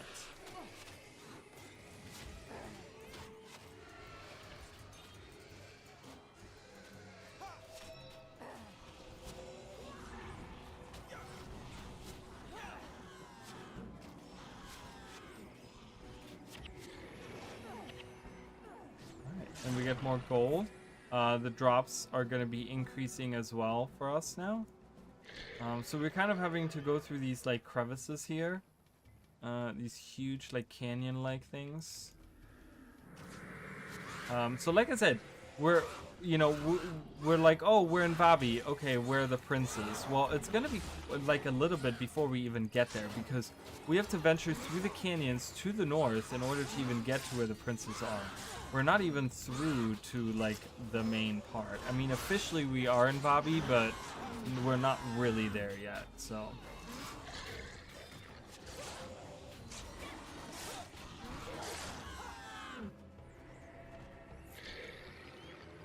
Alright, but yeah, we're getting 7 points now, which is a lot. That is a lot of points. Alright, Kahani is somewhere out here. Like, there's no one out here? That's kind of crazy. Alright, hello. She's kind of chilling. Ooh. She's kind of chilling. May Lissa's blessing of beauty grace you until the end of your days. Talcora, it's been years since we went to school together. I see you have fallen in with quite the group of heroes. A mysterious man approached me the other day while I was tending the old temple. He's a member of an old and powerful order. He told me to pray here and wait for your coming. Through my meditations, Lissa showed me the perils you have faced, and I learned of the evils of War Marshal Varish. The mysterious man told me he would wait for you in the Chantry of Secrets. We will meet again in Yatendi Valley. I have foreseen it. Okay, so we get a lot of things dropped on us right away. So first of all, she knows Talcora. They went to school together because we know Talcora is from around here, wherever she is. Oh, back there. Talcora is from around here. So they went to school together. But then a mysterious man approached her that is part of an old order, and he told me to pray here, and so someone told her that we were coming, but she also foresaw our coming. Like she was just kind of like, okay, whatever. But Lissa showed her because she's a priestess of Lissa. And yeah, so she kind of foresaw us coming, and then she's also foreseeing that we're going to meet her in the Yatendi Valley shortly after. But the first thing we have to do is go to the Chantry of Secrets. All right, well, let's go to the Chantry of Secrets. And so we already have one ally, right? The whole idea is that we're trying to gather as many allies as we can in this fight. And we already have an ally because Kehani has seen the evils that Varish is bringing. So she's already convinced. Like, we don't even have to do anything. She already is like, yeah, I already know. And, you know, she'll probably help us in the coming days. Otherwise, why would she be here, right? So let's do the insect hunt. I'm going to go around this way. And hunt down those beetles. It's time for those beetles to die. So this area is like huge. This canyon stretches to like, I think like up here or something. So it's like a big area that you have to like walk around, but it's kind of cool to see. Music is like on point as always. All right, we have some roller beetles here.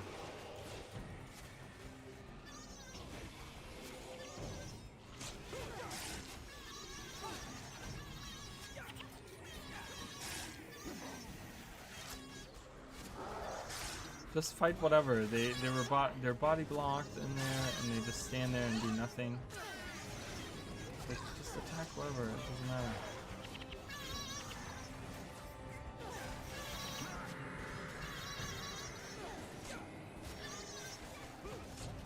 So they have a lot of armor because they use, again, earth magic, and earth magic is very defensive. In Guild Wars 1 as well, you know, Guild Wars 2. Well, Rain Beetle is Ranger. And as we know, they block a lot of things too.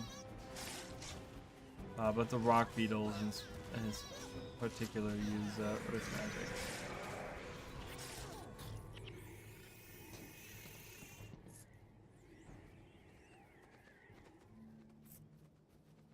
Alright, so we can't just like cross, you know, obviously we can't swim in Guild Wars 1. So we have to actually go to where the bridges are and get to the other side of the river that way, because I can't just like get on a sky scale and fly across, or even, you know, swim or anything. None of that.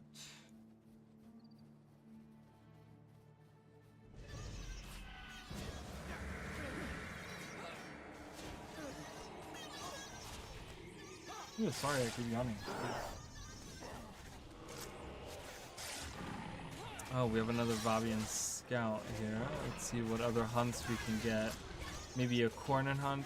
So you will now see, and this is a great time to introduce that. You will now see Cornin troops, and each Cornin like group of enemies has one Marganite with it. Okay, which is like probably the like leading man in the troop or whatever.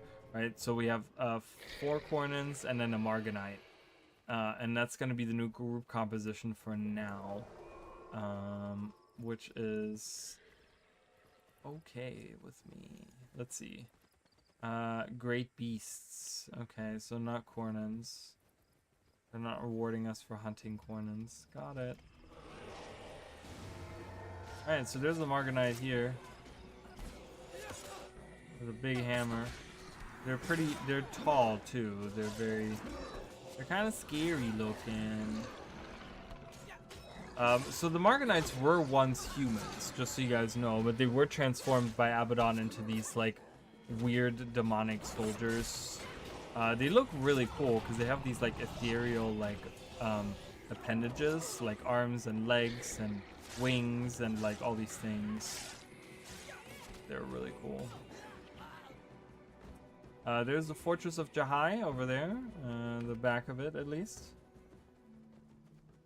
This area you might recognize from Guild Wars 2. This is like when you go to Jahai, you know, you can go through here, and there's usually one of the bubble events that happens right on this area, right on the shore.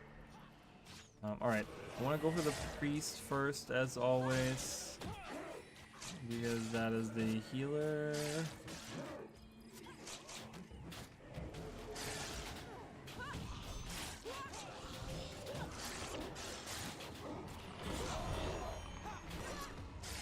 Okay. Making our way downtown, walking fast. Bloodspore Scepter. Ooh. Wait.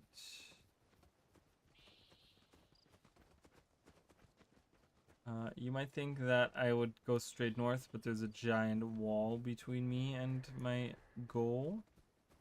So what we have to do here is we have to go around, and we have to go to where these guys are to get to where we want to go. Here's the boss, Corporal Sully.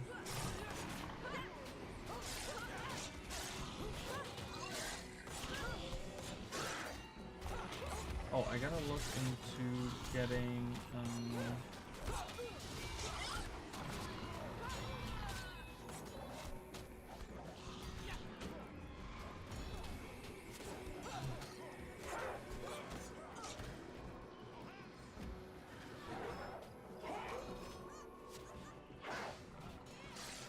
I want to look at elite skills, because remember, I'm trying to get some kind of elite skill here. Let's see.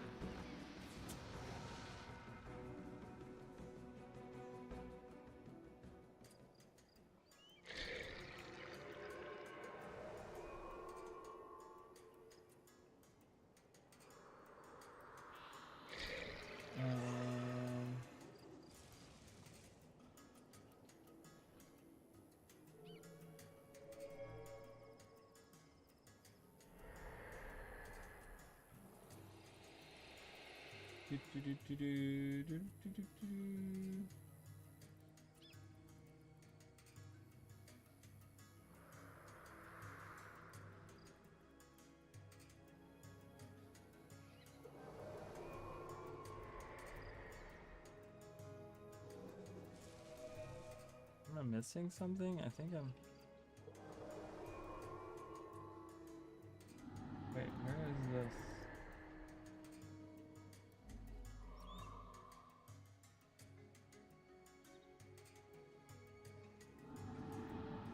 Alright guys, I'm just looking for elite specializations. Or elite skills.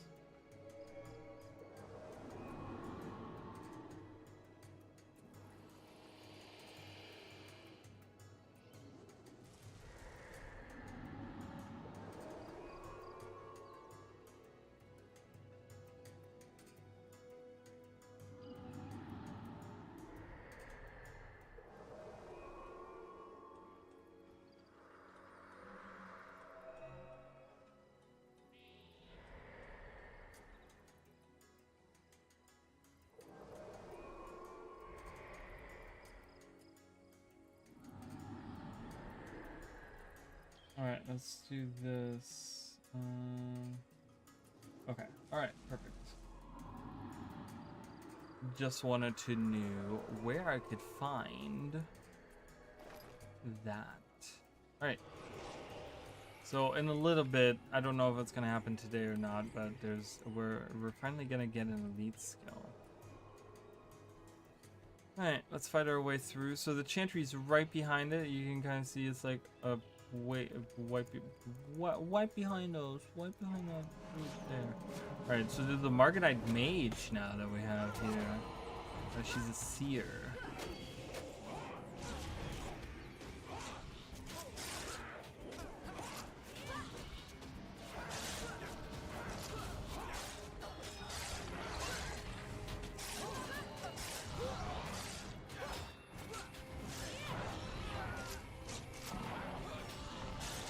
Did we get them all, is what she says, while she's fighting another enemy. No, we did not get them all. Let's see what this guy offers. I just want to see what he offers for a hunt thing. Brownie a heart piece. Okay. Just wanted to know that. Alright, so let's make our way through. There's a lot of Cornins already here. Which is weird because remember how like earlier someone mentioned, oh, it's gonna take like a couple weeks or something to get all the forces to march out. But I guess it's happened much faster since the focus is killing us or whatever, you know.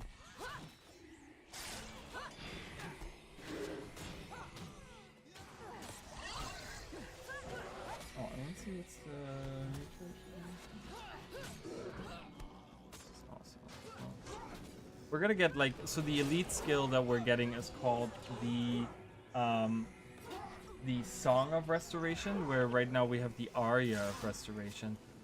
It's kind of an upgraded version of this, where the Aria of Restoration, the next time, in the next 10 seconds, if a party member uses a spell, that party member gains health.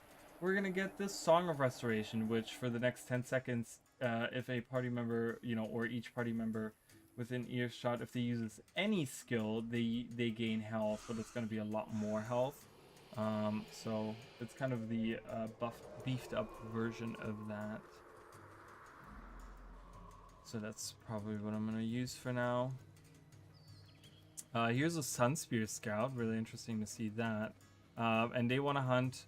I was in Vabi when Varish banished the Sunspears from Korna and closed the borders. Since then, I've watched the military forces move north into this land. They must be stopped. I've spotted Kornan troops in this area. Go after them. Alright, interesting. So we get some forces out here. So we have the Chantry of Secrets, which is the headquarters of the Order of Whispers, as we all know. Alright, this is where it becomes interesting because we get introduced to a different ranking thing now. And we can kind of see that here a little bit. But yeah, we have to talk to this guy, the Seeker of Whispers. What are you doing here? This is a place for those willing to die for the cause. How is it possible that you've reached this place without once doing anything that would mark you as a Lightbringer? What is a Lightbringer? We're all Lightbringers if we choose to be. A Lightbringer is someone who serves as a beacon to others, illuminating the way of righteousness in these dark times. Demons walk these lands. It is the duty of the willing to drive them back to the cold crypts from whence they came. Rally the Princes. Welcome to the Chantry of Secret, Spearmaster Raleigh. So, you seek to rally the princes against the darkness creeping into this land. Indeed, your goals and that of our order are aligned. Unfortunately, the princes protect themselves with ignorance and opulence, but you are just in time for the festival of Liss. Kehani will help you obtain an invitation. Attend the festival and convince the princes that Varish has motives other than just your capture and their protection, quote-unquote. When the time comes, we will aid in your fight against much darker abominations. Okay, so we kind of hear a little bit about the Lightbringer. So we have a Scrivener here. You can earn hero points.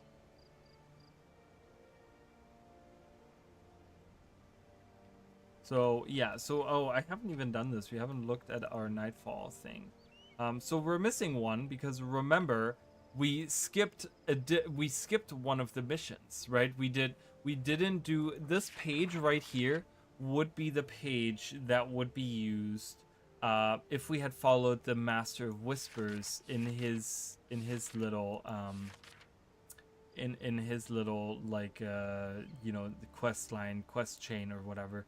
We would have done this one. So in order to fully fill these out, you would have to like go back and do those missions kind of like I think you can do them like after the fact. You can like journey to the areas or whatever and just do the missions if you wanted to, because they're repeatable, right? Like I could go here and I could do the Venta Cemetery again or whatever, right? So I think there's like an outpost somewhere out here somewhere, and I think if I were to travel to that outpost, I don't know where it is. It's like somewhere out here. And if I were to go to that outpost, I could then do the mission that leads me into the Motto Crevice, and then I would get this filled out. So we might do that at some point, just to kind of complete, you know, the thing. Did I read the Ventar? I didn't read any of these, right? I think I read the Consulate Docs, especially Warren Corner. Yeah. So we haven't done the Venta Cemetery. After establishing a new sensory base of operations in a series of caves behind Rondrock Village, we had some success in a variety of tactical strikes against the Cornins, even managing to rescue many of our captured comrades. All that remained was to find a way back to Istan. At the very least, we needed to evacuate the wounded. Kos had the connections to secure a ship, and Rojas had figured out how to disarm the Cornin sentry traps. With some stealth and a fair amount of fighting, we made it to the coast and Kos's Corsair connection, Margaret the Sly. From there, we found safe passage back to Commandant and to report to the Istani elders. Okay. The elders of Istan made it clear that they could no longer support us in our struggle and suggested we seek allies among the princes of Vabi. Upon returning to the Sunspear Sanctuary, however, we were met with an interesting development. A centaur named Zed Shadowhoof had found the secret Sunspear base and threatened to expose its location unless we promised to help free his leader, Mirza Veldrunner. With the road to Vabi blocked by Cornins, it seemed a good time to forge new alliances. So we allowed ourselves to be captured with Zed so we could fight our way out of the Cornin prison camp with Mirza. Despite our reservations that Zed was leading us into a trap, the plan worked perfectly, and not only did we make some new allies, we gave the Cornins a good bloody nose. And then we did, look at how long this is. A mysterious figure named the Master of Whispers offered to show us a secret way into Vabi if we helped him slay a demon. At the same time, Margaret brought important news. Cormia was alive, but awaiting execution in Gandhara. Margaret was also willing to help us, though at a price. I had a difficult choice to make. I agreed to go with Margaret to rescue Cormia from Gandhara, but soon found out that Margaret's price, procuring a Corsair relic called the Diadem of Lady Glaive, would seriously complicate the matter.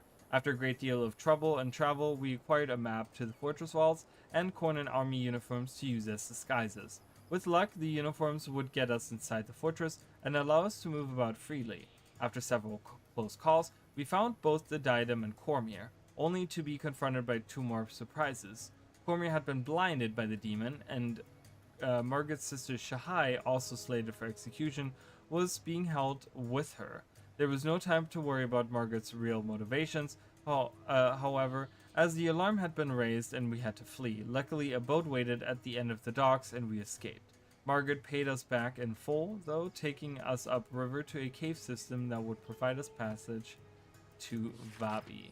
Alright, and then last thing that we have done so far, we traveled through the Badok Caverns, fighting hidden corsairs and other hostile creatures that contributed to the danger and the reputation of the passage all the way. Wait, what? To the danger and the reputation of the passage all the way. However, with much guidance from Donkoro, we made our way to the exit. But with Vabi almost within reach, Cornin General Bale and his pet demon, the Hunger, appeared, blocking the passage. Fatigued by our arduous journey and faced with not only a Cornin General and a demon, but 2 units of archers as well, we fought for our lives. In the end, we prevailed and made our way out of the dark caverns into a bright canyon of Vabi beyond. Unfortunately, killing General Bale and fleeing into Vabi gave Varish all the excuses she needed to send her troops into Vabi on the skies of looking for us. Her control over Lona continues to grow. Big fan. Let's go Guild Wars 1. First time catching your live stream. Welcome, Uber Officer. Thank you. What a cute book. Guild Wars needs... Yeah, right? I love this. I can't believe that they didn't... but yeah, welcome, Uber Office. Welcome in. But yeah, I really love this little book, right? With the little... you have the little bookmarks in there that bring you back, like... You know, this closes the book, and this brings you back to the overview, and there's like pictures, and you can kind of has like a really cool animation of like flipping the page. I really love this so much. The book system that we have in Guild Wars 2 is very lackluster. I wish they would have implemented something like this. This is like super fun.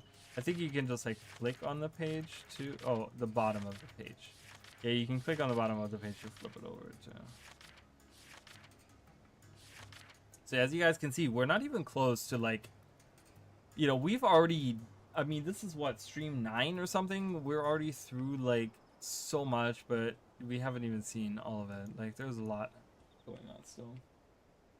Yeah, it's a shame. And I remember there was, before they introduced the books that they have in Guild Wars 2 now, a lot of people were asking for exactly these books. They were like, why don't we have these in Guild Wars 2?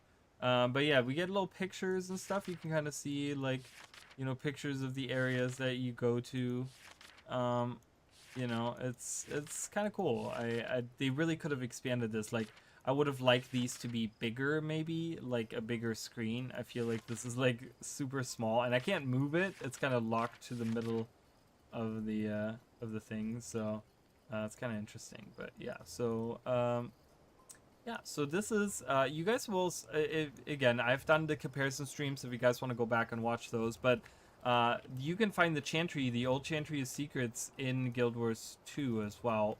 And you can find all the different statues and stuff hanging out. There's an event that happens around here. So hero skills. Let's see if we can get any cool Paragon. Finale whenever does on target ally. Yeah.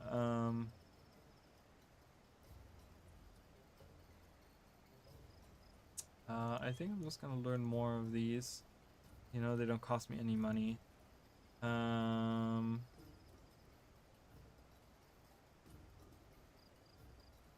Interesting.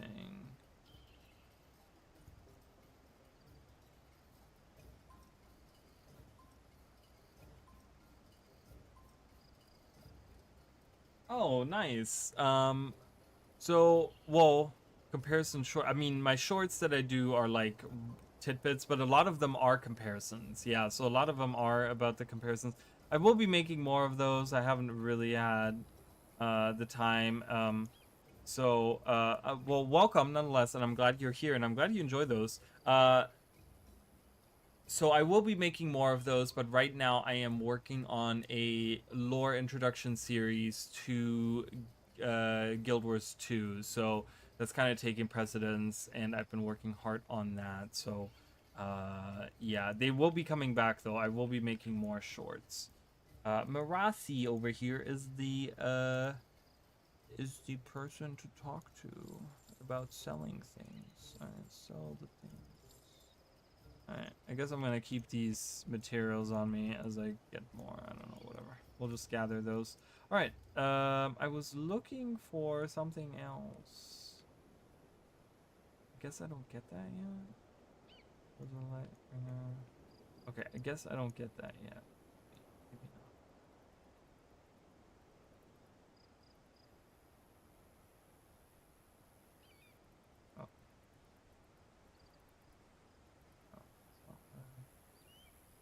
There's a specific, isn't there like a skill that you can get? Is that later on? Is that, or am I mistaken? We have these random dudes here. Seem promising. Whatever was a welcome to you. Okay, yeah, I guess whatever. Anyways, so we get introduced to the Order of Whispers, and we are getting introduced to the idea of Lightbringer rings. I don't know if that is like something that they give us anything of. I don't think so.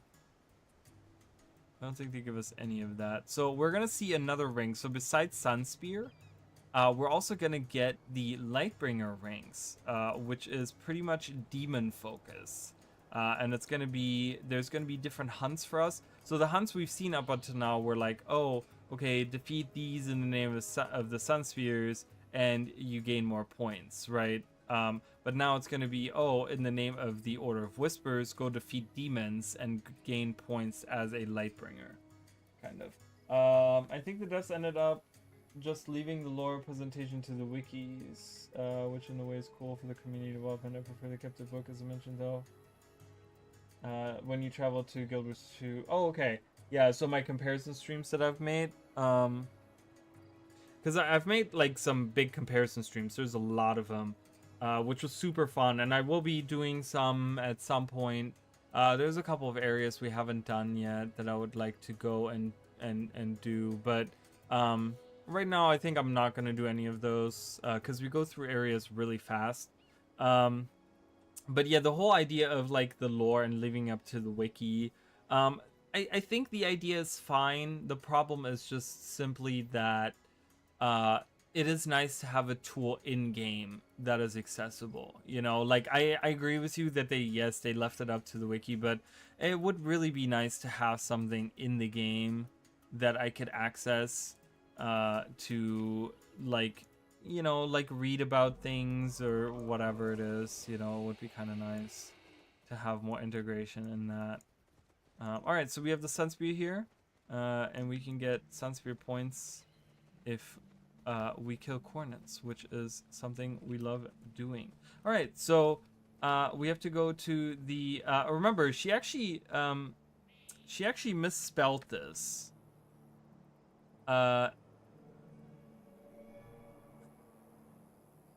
So when we talked to, and this is a kind of a typo, and I don't know if anyone has realized it, I kind of was like, this is kind of weird.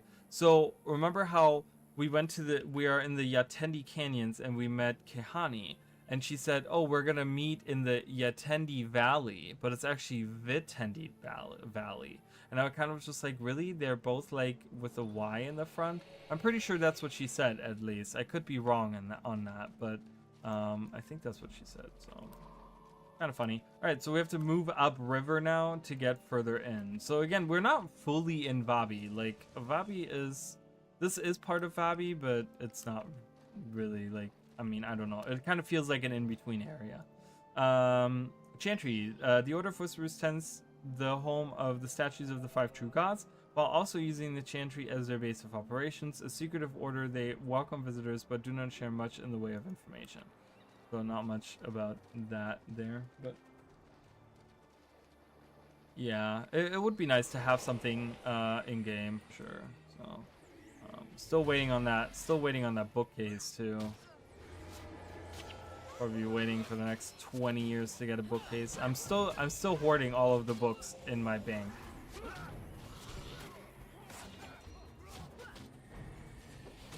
All right. Let's fight some more Cornens because we haven't done enough of that.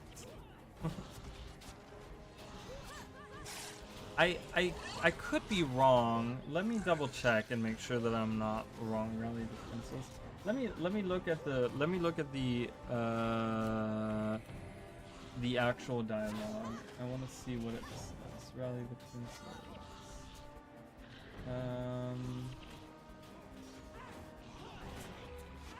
Yes, she does say Yatendi Valley, which is, you know, it's Vitendi Valley and not Yatendi Valley. So that's kind of interesting. Yeah, I was right, because earlier I was just like, I was like, really? It's called Yatendi Valley? I don't remember that, but it's Vitendi Valley and Yatendi Canyons. And yeah, so they kind of, I guess there's what was the typo we had the other day that I pointed out? There was something the other day. Oh, there's a boss here. We gotta be careful. There was something the other day that was like another typo that I pointed out, which was just like really funny to me. I forgot what that was. What was that the other day? There was something that we did, and they had a typo in it. Was it like when we got to Korna? Was there something in Ranjak where they were like... I don't remember what it was, honestly, guys.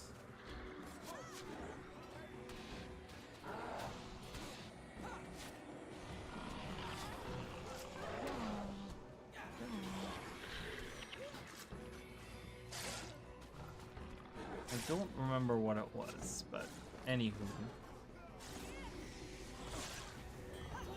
I do like this map though. This map is it's so big, it's huge. It has like there's a lot of different just everything's with it, but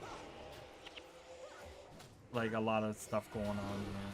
As you guys can see, it's pretty big of an area, but it was pretty cool.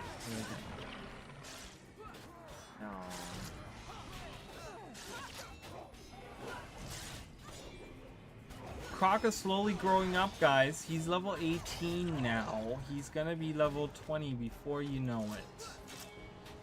Before you know it.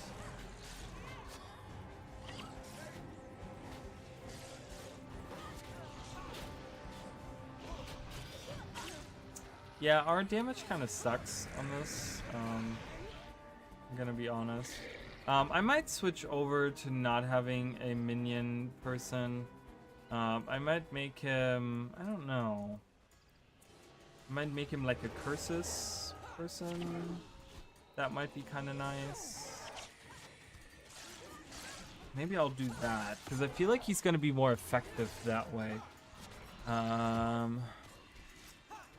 Death magic, yeah, he doesn't have a curses thing on there, but that's okay.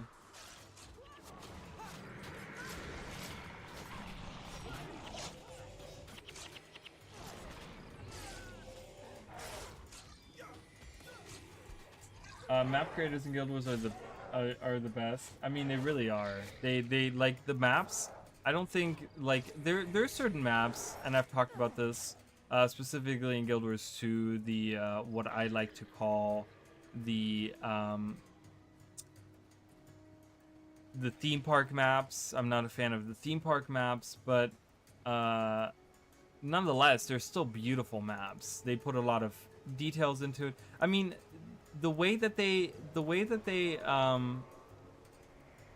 make those maps, like, that's what gave rise to a lot of the things, a lot of the it kind of gave me the idea of doing a lot of the videos that I do make, right? Like where I point out differences and little details and stuff like that, you know, that you can see. Like, I think back, like, you know, of the mushroom circle that we see, you know, it was such a weird, it's not even that interesting of a tidbit, but just kind of thinking that one of the developers put in a mushroom circle in a random map, and it never had any meaning in any way, right? Like, that's, to me, that's really cool. Like, I don't know, there's something about that I really love.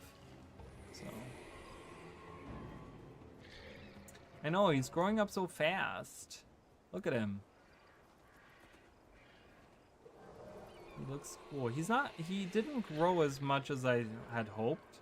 I don't know if he's gotten bigger than what he was before. He doesn't seem bigger, but I don't know. That's okay.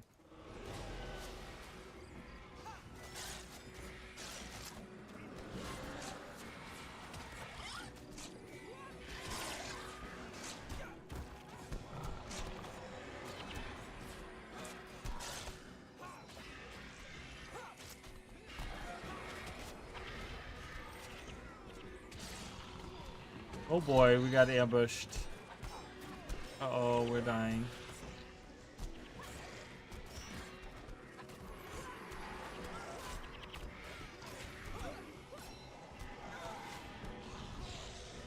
Oh, someone already brought him back.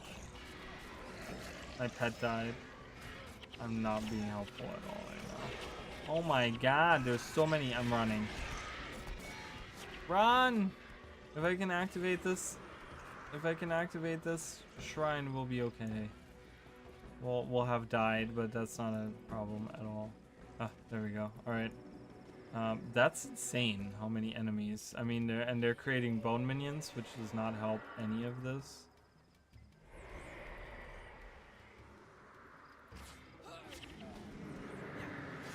Let's see if we can defeat them. Probably not, but that's okay. We're fighting till the end. Let's kill that guy there. That guy has like the least amount of health. If we can all focus on one guy, we might be able to do it. Let's bring back. Can I bring back Milani? Bring back Milani. Beautiful. And bring back Elias. Oh, I'm floating. Oh.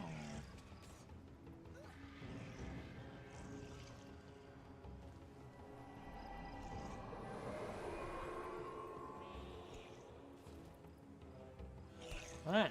Well, we didn't actually die, so that's very surprising, but we did make that. I think I what you mean. What would you consider an example of theme park? So theme park map is the prime example that I always use is Bitterfrost Frontier. When you look at Bitterfrost Frontier as a map, like I know a lot of people really like Bitterfrost Frontier, but it has areas that are very they're kind of like, you know, each corner has like their own thing going on. So you have like, you know, when you go to Bitterfrost Frontier in the northwest, you have the forest, and then in the southwest you have the Svanir with the, you know, the bad ice, the corrupted ice, right? And then you have in the southeast you have the little springs, and then in the northeast you have the bad area where the chill is going, the bitter chill or whatever that area is called. And then in the middle you have the lake, right? And then in the north, in the middle, you have the cave, and then there's also a cave in the south, right? And it's like kind of, it's all like divided, right? It's all in like these perfect, like, you don't see any of the trees from the forest, from those big tall trees. You would think that you see some of these offsprings of these trees in like other areas, but you don't. You see like regular pine trees in the other areas, but you don't see any of those trees, right? Same with the bad ice, the Svanir camp, right? That's the only area where you see the bad ice. It doesn't reach any other locations, like really anywhere else. And it's kind of like isolated. It has these little like, okay, you find this in this pocket, and this over here, and this over here, and this over here, and it's all divided by the lake in the middle, right? And it's giving everything, like everything has like a little corner of the map, rather than like kind of spanning around, you know? So like Bitterfrost Frontier is like a prime example of a map that I don't really like, because it doesn't feel natural, right? Like, yes, perhaps these areas can exist on a mountain together, but they're so close together that you wouldn't really have these in real life. Like, it kind of takes away from the immersion, because they're really good at making maps, and when you look at other like Shiver Peak maps, you can really see that they have done a really good job with a lot of the like the natural flow of how like a mountain map would be, or like any of the maps that they do. But there's just certain maps where I'm just like, this is kind of stupid, because it just feels like we're putting this here because we want this in the map, and we put this here because we want this in the map, and we put this here because we want this in the map, and it's just kind of like nothing blends together, nothing feels natural, you know? So that is one. I'm trying to think of like another map that kind of feels like that.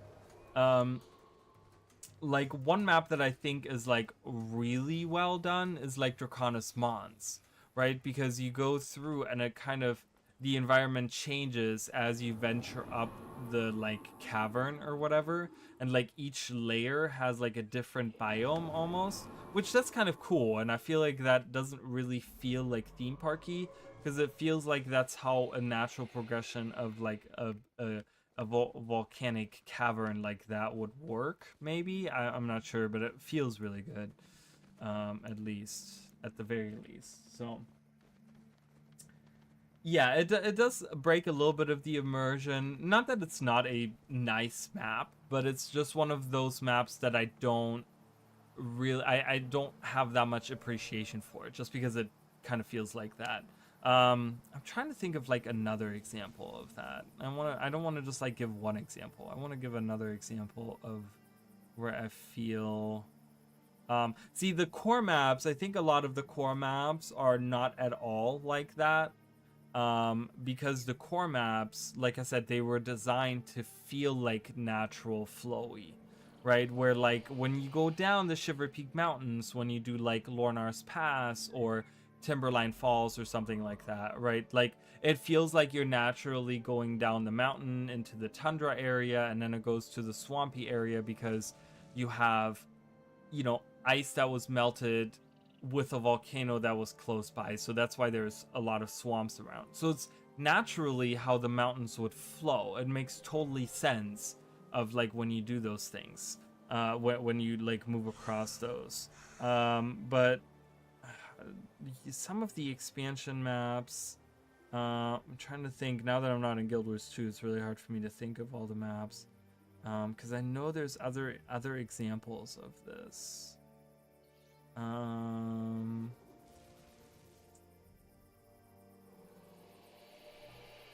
I don't know. I can't think of anything right now. I was trying to come up with like another example, but I can't think of anything. Yeah, and it's a matter of like, one of the things that we do here on the channel is kind of like, we look at those types of things, right? It's a big part of why I make the videos that I do, is to point out the little details and point out those little things. And sometimes those are maybe not the, maybe they're not the best things to point out, right? Because it might ruin your immersion in certain situations. I can't think of another. I know there's other like theme park maps. Like, holy crap, I can't think of another. Usually the season maps have kind of that. Another one is, and I talk about this, the first part, and only the first part, but if you take the first half of VR Marches, it is very much a theme park map as well, because once again you have like the forest that's like very isolated in the one part of the map, and then you have the camp area, which is in the middle of the map, and then you have the cavern, which is in the like southern part of the map. And then you have Askir's Legacy, which is this like icy, snowy part that's isolated away as well.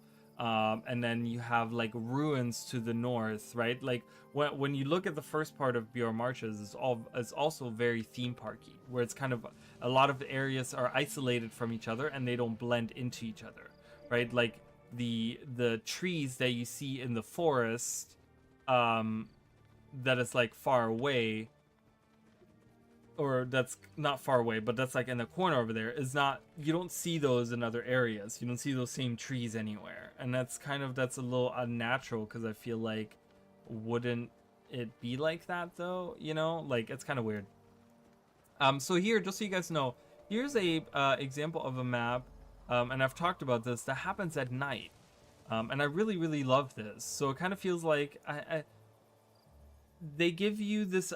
I don't know if this was done on purpose or not, but it almost feels like you're taking this journey, right? Like, so you emerge from the caverns and you venture through the Yateni canyons to go to this Chantry of Secrets, and then as you venture into the Vatendi Valley, right, you're kind of journeying across, it becomes nighttime. So it kind of gives you this feeling of like you like time is passing, like you're really taking your time.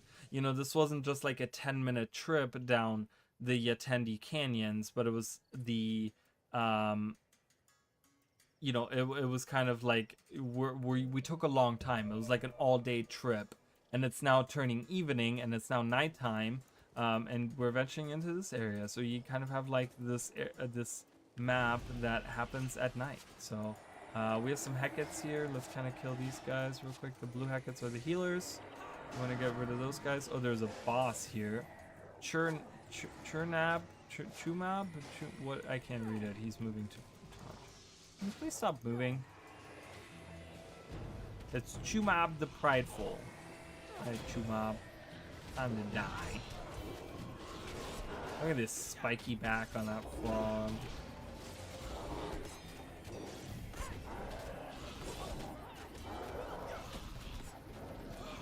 Oh my god, they're bashing on Donkoro. Can we get rid of these guys first? Wait, is there a healer? I thought I took care of these guys.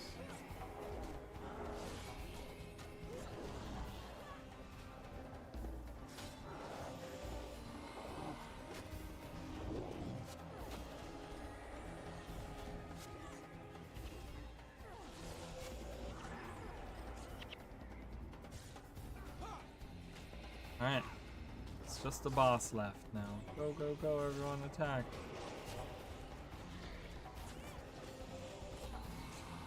my god, he's a tough cookie, that guy.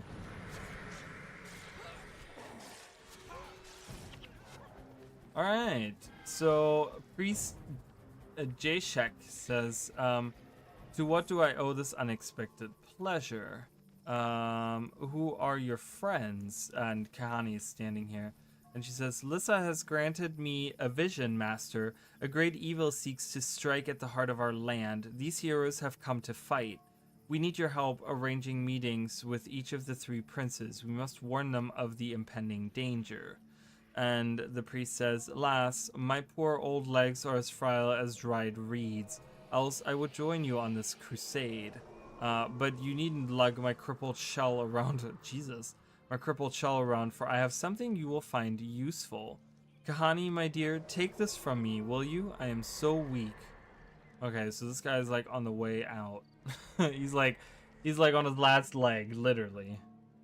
And she says, what is it, Holy One?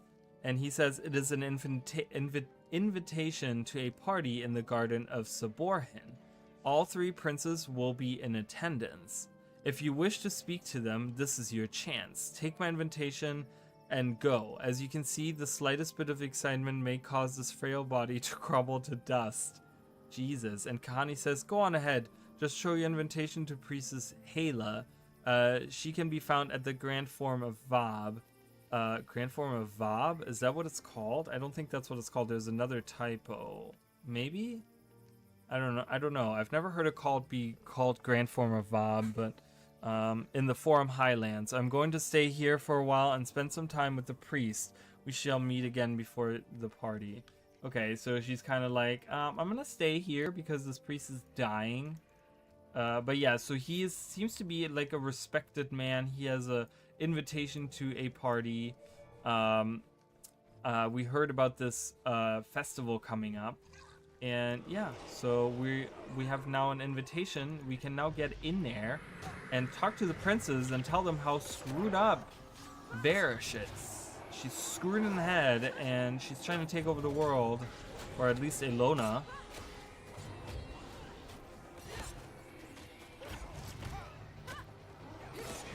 Good old Elona. Elona.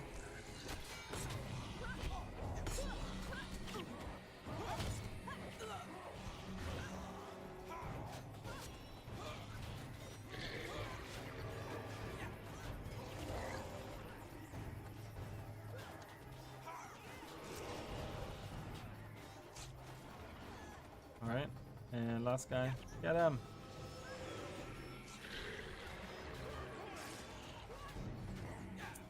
How's Zed doing on energy? He's doing okay on energy.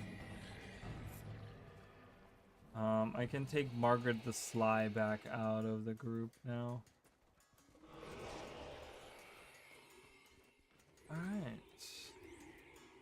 Forum Highlands. So we're kind of moving along here. We get this little village here. Cute. We have a dye trader. We have a weapons guy. I wonder if he just, what is he? Is he like a, oh, I could have gone down the stairs. I did not see those stairs, guys. So we get a random guy making weapons here. It's kind of weird how they do that. It's like, do they expect me to have materials just lying about like that? Kind of strange. But anyways, so we're going to the Forum Highlands and it's daytime now.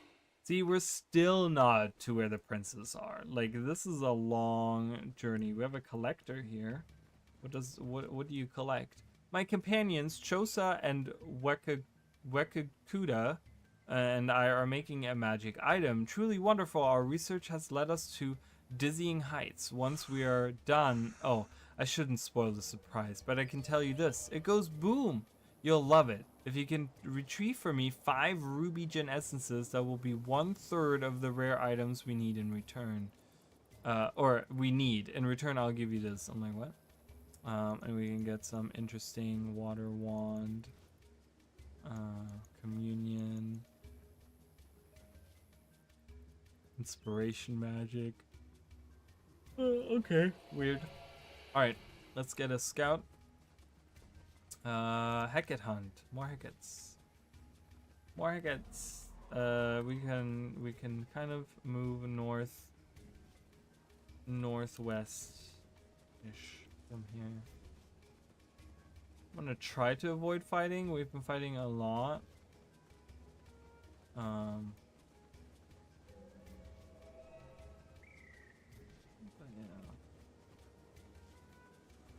yeah. Wait, is there a way through here? There's a way through here. I'm gonna go this way. Because I don't know. Oh, look, we get our first big buildings here in the background. Ooh, looks cool, right? You have these like floaty platforms that move about, spinning around.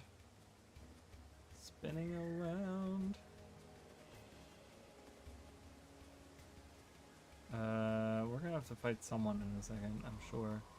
I do not want to get sandwiched between two separate enemy groups.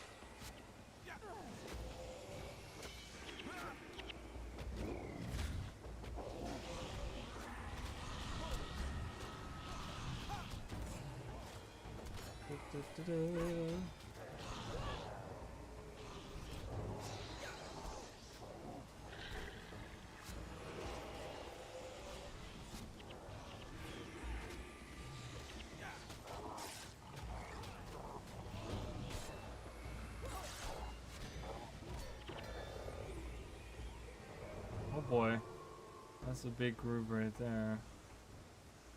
I don't want to go there though. There's a lot of enemies around. I think I'm gonna go this way. Ooh, let's take a shower, guys. Ooh, yeah, yeah, do it. All right, cool. I really honestly wanted to see if that was actually possible, and it is. Oh god, we have two groups. I didn't realize we were fighting the other group. I want to get this healer though first. That was my biggest concern. The rest of them shouldn't be that hard to get. Alright, let's do it.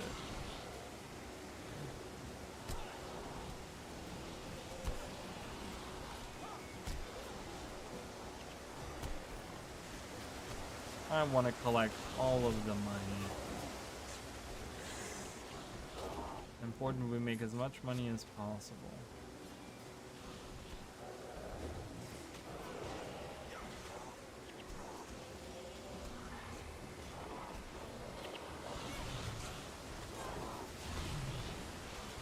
I wanted to see if I make him a curses user. What is it? Spiteful Spirit? For 8 seconds, whenever target foe attacks or uses a skill, deals 5 shadow damage to that foe and all adjacent foes. Attacks or uses a skill. Nice, okay. Target foe takes when an enchantment or hex is cast on that target. Yeah, so we can cast. So it's like a hexes. Yeah, I would like to do that. That would be nice. Alright. Oh god, more Scree. I hate Scree. I hate them. But we're getting there, guys. We're almost to the princes now. We're almost there, guys. We have made our way. I want to kill these guys. Get some more points, you know? Oh, there's a healer. Look at how many points we got. We've been raising our ranks here significantly.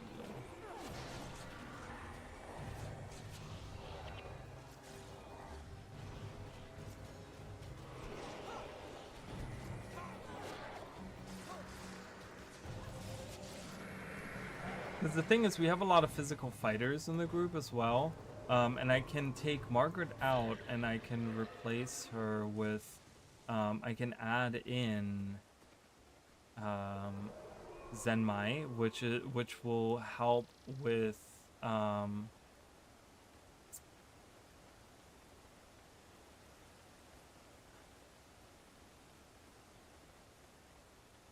which will kind of help with. Sorry, I was thinking for a second, but because if we use curses, that's the thing. So a curses user There's also a couple of curses that you can use.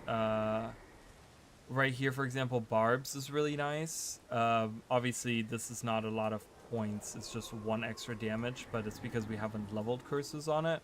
But for 30 seconds, target foe takes more damage when hit by physical damage, meaning that every time we attack with one of our physical attackers, meaning Kos, Milani, Zenmai, right? Like Margaret still counts as well, but I think Zenmai being an assassin, she attacks a lot faster, so that helps out a lot.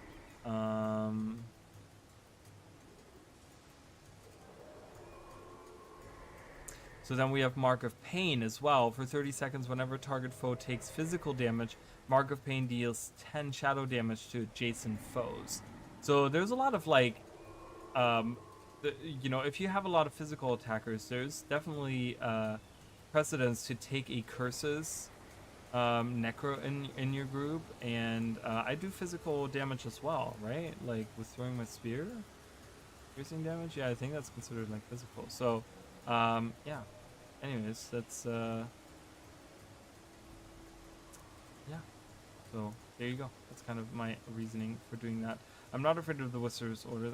I hope nobody heard that. Okay, weird. But yeah, so welcome, guys. This is pretty much what Vabi is like, right? Illustrious, like big golden towers and these weird like turquoise. It's really cool. Looks very. I love the look of Vabi. And there's a font of list. So Kehani is here. She told us she was gonna meet us. She hung out with the priest. I don't know if she have any info on it. May Alyssa's blessing. All right, yeah. So here's Priestess Hala, which we were told we had to talk to her to give her the invitation, I guess. Okay, Rally the Princess. Just look at you, all covered in dirt and grime. You smell of Hecate blood too. Interesting that she would say that, because yes, we did fight Hecate. You would do well to cleanse yourself before attempting to talk with the Princess of Vabi. Speak to me after you've used the Font of Valice to clean your armor. I will then... Okay, so we're cleaning ourselves. Ta-da! You cleanse... the Font of Liss cleanses your mind and body. Again, another thing, Liss, right? Like, from Lissa, right? So this Font of Liss, right? Their matron goddess is Lissa, so this is like another thing there. We have to cleanse ourselves and our soul, so we have done that. All right, so you have Jeshek's invitation. That old man would never leave his home, even if Lissa herself was to show up at the festival. They're still setting up in the Garden of Saborhin, but most of the princes are already inside with their entourages. I can let you in to look around before the celebration starts. Kahani is already there, and she can give you a quick preview. Is she? Because she's standing right here. So, thank you. It'll be great to get a sneak peek. All right, let's go in. The T-Hark Orchard. T-Hark? I don't know. Whatever. Welcome to the Garden of Severine. Severine? The most beautiful place in all of Vabi. This party is to celebrate the Day of Liss. Looks impressive. Will the princes be here? They wouldn't miss it. It's the social event of the season. It's Prince a social Antor event. the Mighty is down from his citadel. His captains are a dour group. Prince Metu the Wise is here with his scholars and his daughter. That's Talcora. Yes, Princess Talcora, Metu's daughter. You mean she never told you? And Prince Baka the Magnificent. Well, he's here as well. So it should be fairly easy to talk to them. One does not simply go up to a prince and say hello. Talk to the members of their court first. Work your way to the top. Sounds like a lot of trouble. You would prefer to fight monsters? You'll find Vabi to be a more civilized land, but no less dangerous. All right, so we get a little bit of a breakdown of the princes. We have the soldier guy. I forgot their names already, but we got the soldier guy. So the three princes are very different. So the one guy is military. He has these generals and this army and whatever. The other guy is a scholar, who's the father of Talcora, and we didn't know that. So Talcora turns out to be a princess, Princess Talcora. So she's like super high ranking, and it makes a lot more sense now with what's been going on because. Remember how she wanted to become this hero and she had this like weird idea of what it took to be a Sunspear, and we took her along. But it was kind of like almost like she had just kind of read it in fairy tales and she'd never like been among the regular people. So that's kind of why, right? We kind of get a little bit of background into her character. And it's like, yeah, okay, this makes a lot more sense because she's been probably stuck in like a palace for her whole life, and she didn't know what it really meant to be out there and to be like fighting, and dealing with all these things or whatever. So she kind of fled and wanted to become a Sunspear, I guess, was the idea. So and then we have the Baka the Magnificent, who's like this party animal, right? He's this guy that like eats a lot of food and throws these parties, and he's cheerful and he's like, oh, whatever, so they're all very different, which means it's going to be very difficult to approach because we can't just like since they live these different lives, whether they're like I'm guessing they're like related to each other in some way, but we can't just like walk up to all three of them and be like, hey, join us. Like we have to kind of probably appeal to like each of them individually. I would think. So here's the event planner. Oh, good. More attendees for the Festival of Liss. And foreigners, nonetheless. It seems you only have one invitation, so we have to attend separately. Okay, so we have to... This is a solo mission, guys. I'm gonna have to go in by myself, which can be a little annoying. But I do have my pet with me. I think they will allow me to bring my pet with me. So here's the orchard, a small community on the edge of the highlands. Tiharg Orchard was settled by a group of retired gardeners of Seberine. Through horticulture and careful irrigation, they have made this rugged upland bloom. So remember, in the comparison stream, this was like the path that led out of the area or whatever. So that was really cool. I really love that part. Did we see that mountain like kind of what disappeared there for a second? And like completely, I don't know, it was weird how that happened. I'm gonna try to take, hold on, let me go travel somewhere. We had a skills person in here, right?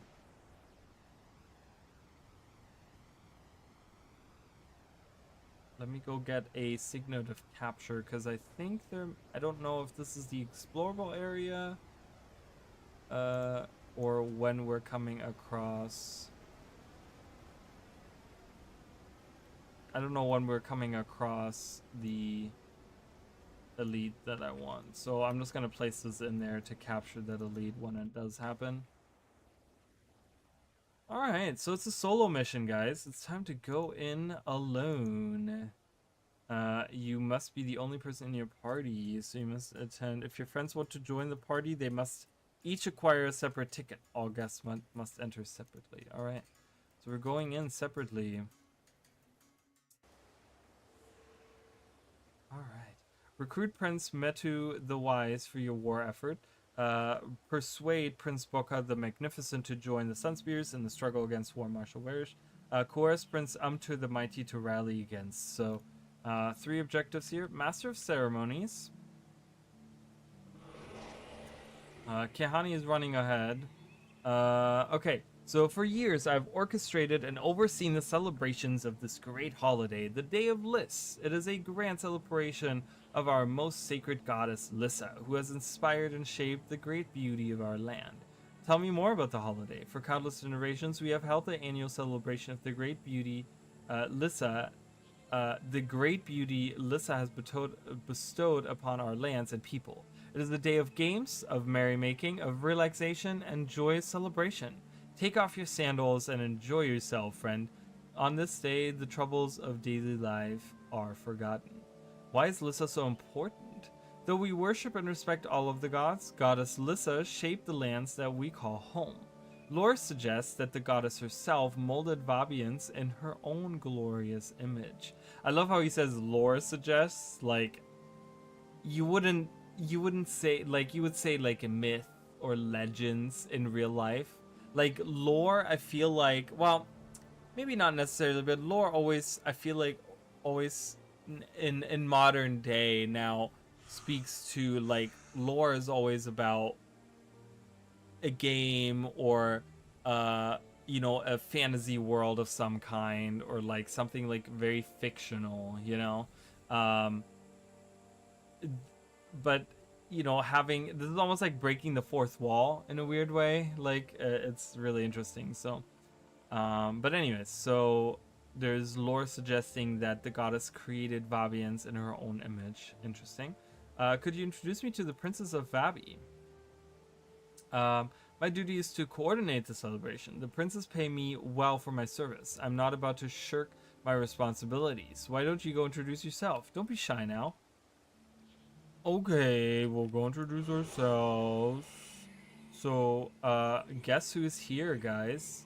There's Kihani, and General Morgan is here. Oh, General Morgan, remember, he is a Vabian, and of course you would get an invitation. He is a, you know, he's you know, the last living member of the generals of Korna, so he's an important figure. So Kihani says, Morgan, I didn't expect to see you here. It has been too long, General. And he says, and I did not expect to find you in the company of Istani spies, dear Kahani. She says, Lissa guides me in all I do, Morgan. You should remember that which priest Jishek has taught us. Trust me when I say this is for the greater good. And she says, and he responds, a valid point, Kahani. Now it is time to celebrate Lissa and her beauty. I will spare your friends during the festivities, but don't think for a moment that I'm not watching. Know this, Istani, you're my enemy. I've sworn on my honor to crush you. Should we meet again, I won't turn a blind eye. And Connie says, don't worry about Morgan. He's a man of his word and will spare you this day. We need to attend the matters at hand. Do not be distracted. Spread out and talk to the princess. I need to converse with Morgan about the Cornans. Okay. So she wants to talk about the Cornans that are invading the area. On his orders, mind you.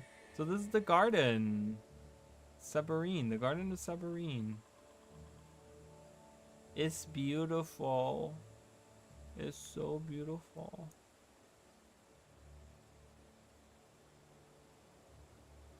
I hear the Cornans are taking an unusual interest in Vabian art. Oh, this actually appears in my dialogue box. Taking an unusual interest in Vabian art and history. Perhaps we have misjudged Varish. A woman of grace and culture would soon realize that Vabi is worthy of a strong alliance. It could be best for both of our provinces. And the other person says, art, history? My friend, you're far too trusting in rumors. Varish doesn't want to study Vabi. She wants to conquer it. The first guy says, no, be serious. Varish Asa? She's a noble ruler as her father before her. The treaties between Vabi and Korna are sterling. And the second person says, there's sterling, my friend. And then there's gold. I bet you know which one of the two Varish has more interest in. Why else would her army be amassing at our door? Alright. Alright, so we have a dance floor going on here. Woohoo! Alright, dancing. Everyone's dancing. And we have Dende and Mina here. Alright, hello. Will you find a girl to dance with me? Okay. There's still a lot of other talk going on. I'm not gonna read all of it, but I'm too scared to ask the boy I like to date. Why? Because I have 2 left feet. Well, not literally, but you get the picture. Please show me how to move so I don't embarrass myself. I'll teach you to shake it until the cows come home, girl. Oh my god, what? Alright, let's dance. Thank you for teaching me to dance. And you've got smooth moves. The Paragon dance is wild. Oh my god. Alright, I'm done with this. Alright, cool. General Morgan attended another gathering a few months ago. I found him to be quite cultured, and such deep faith the man has in Lissa. The soldiers under him are lucky to have a noble leader. See, they're talking, there's so much happening. I'm just like, whatever. They're just giving you like random tidbits of whatever. We're moving on. We're moving on with our lives. Alright, so there's a lot happening here. Let's just approach the princess. That's what we're here for. Why is my pet? Where's my pet? I see my pet is grayed out. Oh, sorry, I didn't even say. Hey Mish King, welcome. Here again, just probably say goodnight. Anyone has been enjoying the return of season 3 in Guild Wars 2? I didn't know that was happening. Is that what's happening right now? I didn't see that. Wonder if this means Anna will be doing a return to season 4 right before. They probably will. Wait, where's my? Oh, my pet got body blocked by the guard. I need my pet though. I need him. He's my only ally that I have in this struggle. All right, Croc. Can you get over here? You can. All right. I gotta be careful with you. Come on. Let's get to it. Hurry up. Here, I'll give you faster speed so you can keep up with me. Oh, really? I had no clue. I had no clue that was going on. So, yeah, I have not been enjoying that at all. I don't know. I might enjoy it. I don't know. We'll see. I might go back to it.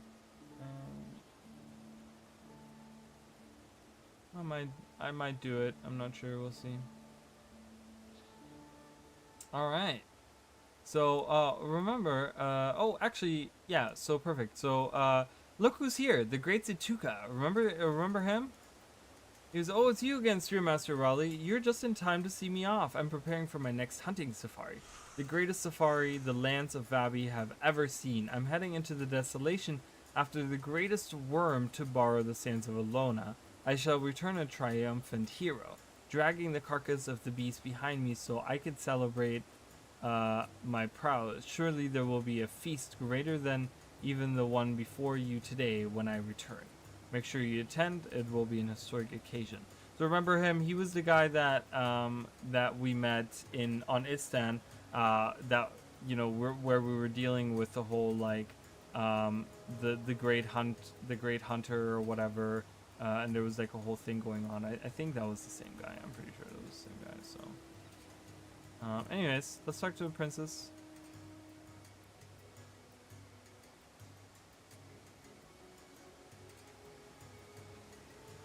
All right. Let's deal. Well, why don't we talk to Talcora first? Because she's our contact here. So. Listen, I'm very sorry I didn't reveal my identity, but I didn't think you'd let me accompany you if you know who I was.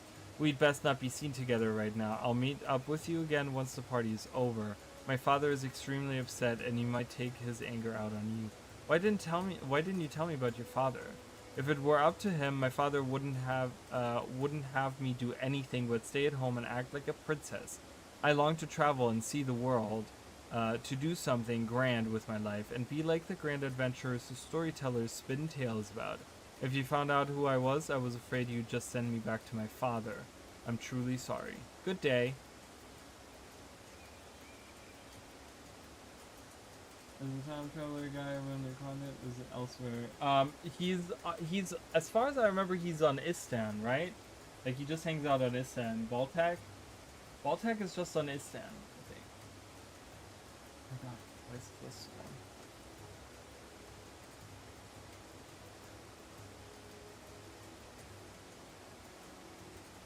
one? Yeah, he hangs out in Istan. Yes. So we actually did run into him in Fairner. I think when we were walking through Fairner, I think we ran into him. He hangs out. Didn't we see him? Or where did we see him?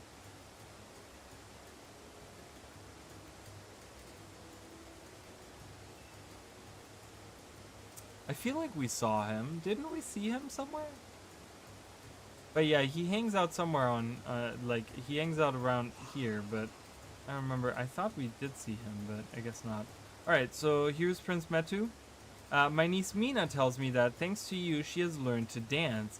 She's such a sweet, young girl. Reminds me of my beloved daughter at that age. You've put a smile on her face and brightened Mina's day. I grant you audience. Okay.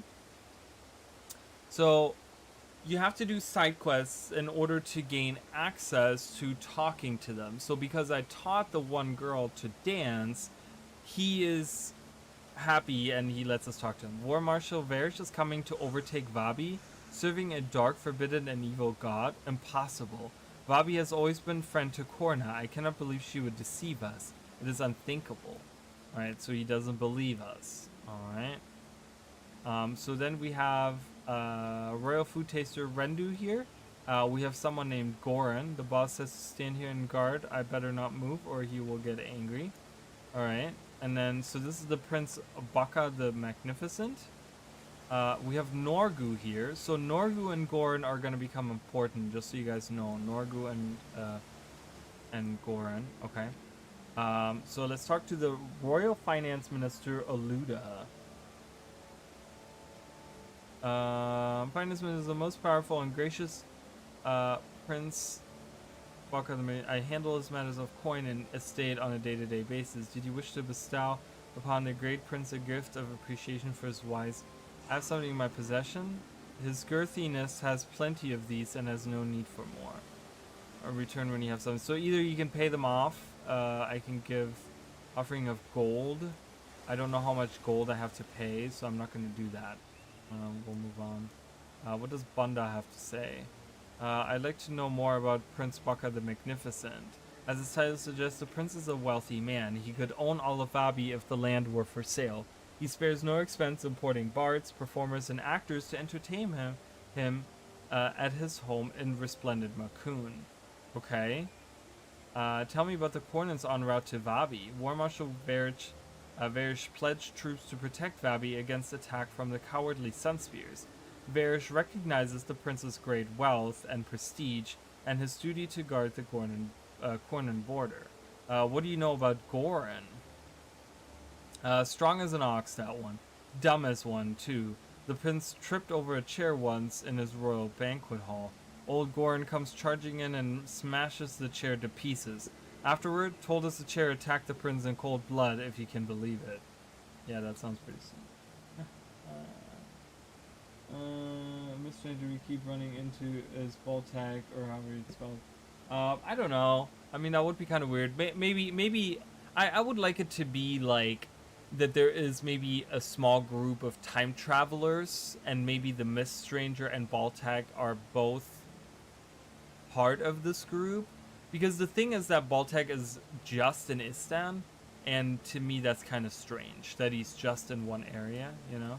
So, I don't know. Alright, Lieutenant Murunda. Okay, you don't exactly look like the usual guests. Got the smell of battle and blood about you. Don't look so surprised. When you've been around the smell as often as I have, you come to recognize it. I report to Prince Amtur the Mighty. He's master over the regions near the Dazagan Citadel and the Outlands. Tell me about Amtur the Mighty. The prince is the most honorable man I've had the pleasure of serving. Were it up to me, I'd throw the other two down a well and put Prince Amtur in charge of all of Vabi. Of the three great principalities, my lord has granted the worst piece was granted the worst piece of territory. This section of the province is mostly unpopulated. Its bastion of power is his citadel on the edge of the wilderness. We spend most of our lives fighting off the inhuman tribes so that the rest of Vabi is safe to ignore the world and focus on itself. Tell me about the lands near the Citadel. The lands near my home are a broken region of mountains, caves, and badlands where creatures from beyond reside. It is home to scree harpies, Hecate, and other deadly and vile creatures. Long ago, the eastern borders were guarded by massive forces. Alas, between the three princes, only Prince Umtur provides forces to protect the border.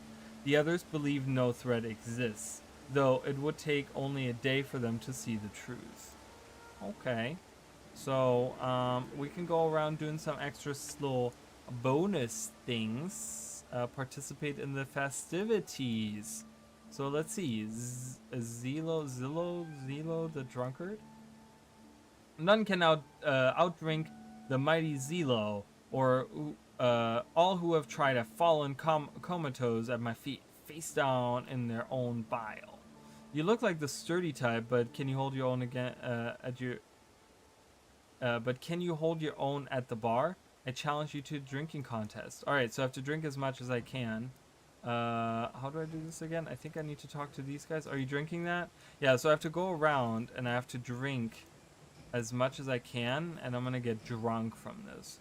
So I have to talk to these. So I have to drink as much as I can. So this is a bunch of like side quests that I pretty much have to do. And my response, leg fold to the top. You's gonna help? Can I have that? So we just have to drink as much as we can. It's really easy to do this. And he talks. In the meantime, Zillo kind of talks bullcrap, pretty much. And we're drunk as hell right now. Alright, we win! What? You beat me? My pants off to you. And then they do the whole I love you man thing, right? So he says, he burps, excuse me, I have to attend a meeting between the empty bucket and tonight's dinner. Ew, he's gonna go throw up.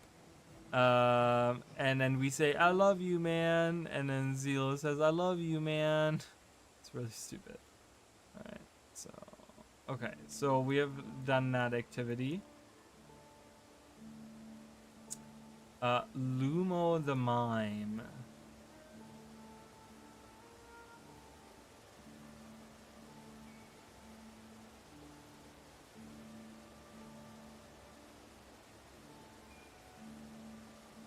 I'm so insanely easily drunk after only 3 drinks. That's funny. Apparently there's another time traveler in Guild Wars 1 by the name of Nicholas the Traveler. Nicholas isn't a time traveler though. Who says that he's a time traveler? Even though your character is capable of killing massive... Well, that does just because I can kill gods doesn't mean I have a high tolerance for alcohol, right? Lumo the Mime. I am Lumo, master mime of Vabi. My skill is recognized by the great Prince Metu the Wise, who has granted me the right to speak when not performing and respect for my world-class miming abilities. My command of body language and face band is unmatched. Alright. What is a mime duel? I will perform a series of movements, impressions, if you will. You must duplicate my every move without error. Should you keep up through 10 rounds, well, you need to say you most certainly lose to. Okay, going down. Okay. Is it flex? Yeah, that's flute.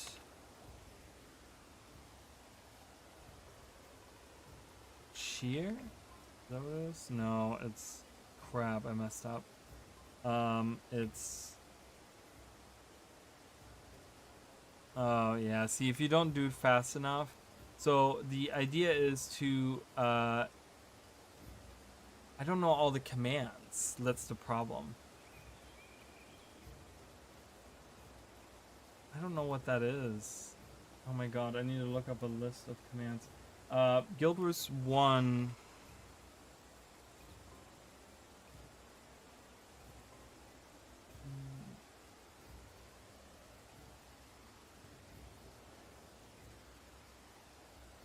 Like the emotes, there's so many of them.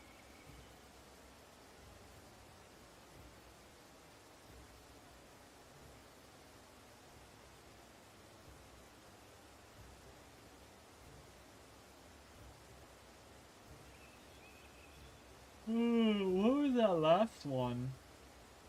Oh, breath. Catch your breath. That's what I needed. Okay.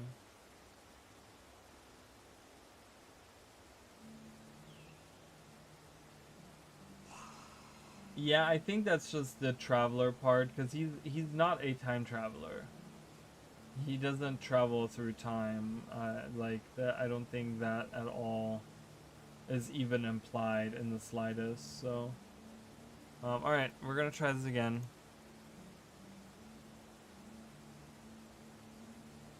Is this like boo or something? I think this is like boo. Wah. All right, this is cheer. This is flute. We already know that. Oh god. Oh god. I'm not fast enough. Shoe. And this is violin. Guitar. Laugh. Point. Oh god, I don't know what that is. Taunt, maybe? It is. Taunt. Laugh. Oh, I did it! Oh my god! Jesus, I can't believe it. I was like, that looks like something. I've lost impossible. I feel like half the mime I used to be. Enjoy your success while it lasts. Will never happen again. Alright, so we have participated in another event. Yay! So you have to do like a bunch of emotes. It's, you know, I don't know. It's kind of funky. It's kind of interesting. Yeah, it is sad that we didn't get a lot of those. Alright, so we have Palawa Joko here in quotations. Duel Master Lumbo. For a great many years, we have celebrated the victory of Tuai Asa over Palawa Joko at the Battle of Jahai. If not for that victory, Vabi would not stand before you today. Tell me about the Battle of Jahai. The Battle of Jahai stands as the greatest moment in our history. Palawa Joko, the scourge of Vabi, led his massive army into Elonian lands, conquering everything in his path. Turai Asa, hero of our people, met Palawa Joko with force. Both commanders dueled to decide the outcome. Turai Asa proved victorious, crushing Palawa Joko. It is a common practice at most any Vabian celebration to reenact the great duel between both leaders. I wish to reenact the Battle of Jahai. The actor playing Palawa Joko seems to have drunk himself into a stupor. He believes he's really the scourge of Vabi. Judging by his inebriated ramblings, I think he's intent on rewriting history. Are you sure you want to go through? Let's do it. Lords and ladies of Vabi, gather round, for today we celebrate the victory of the mighty Turai Asa. Long ago, the two great armies,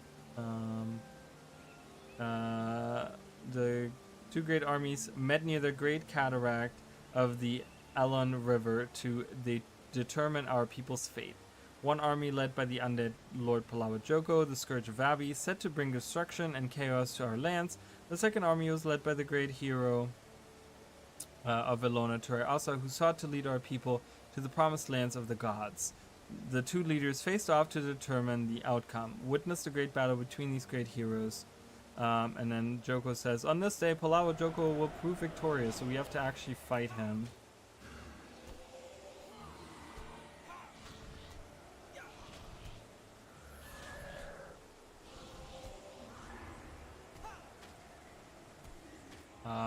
Yeah, this is kind of tough. I don't know if I can...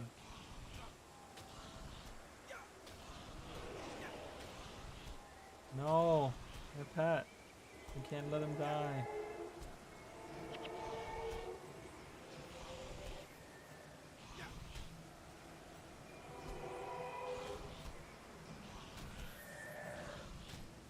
I don't know how far down I need him to get, but...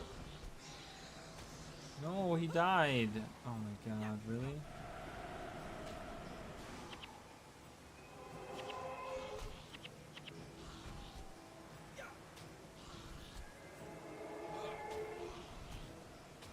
I don't know if I can do this with the setup that I have right now.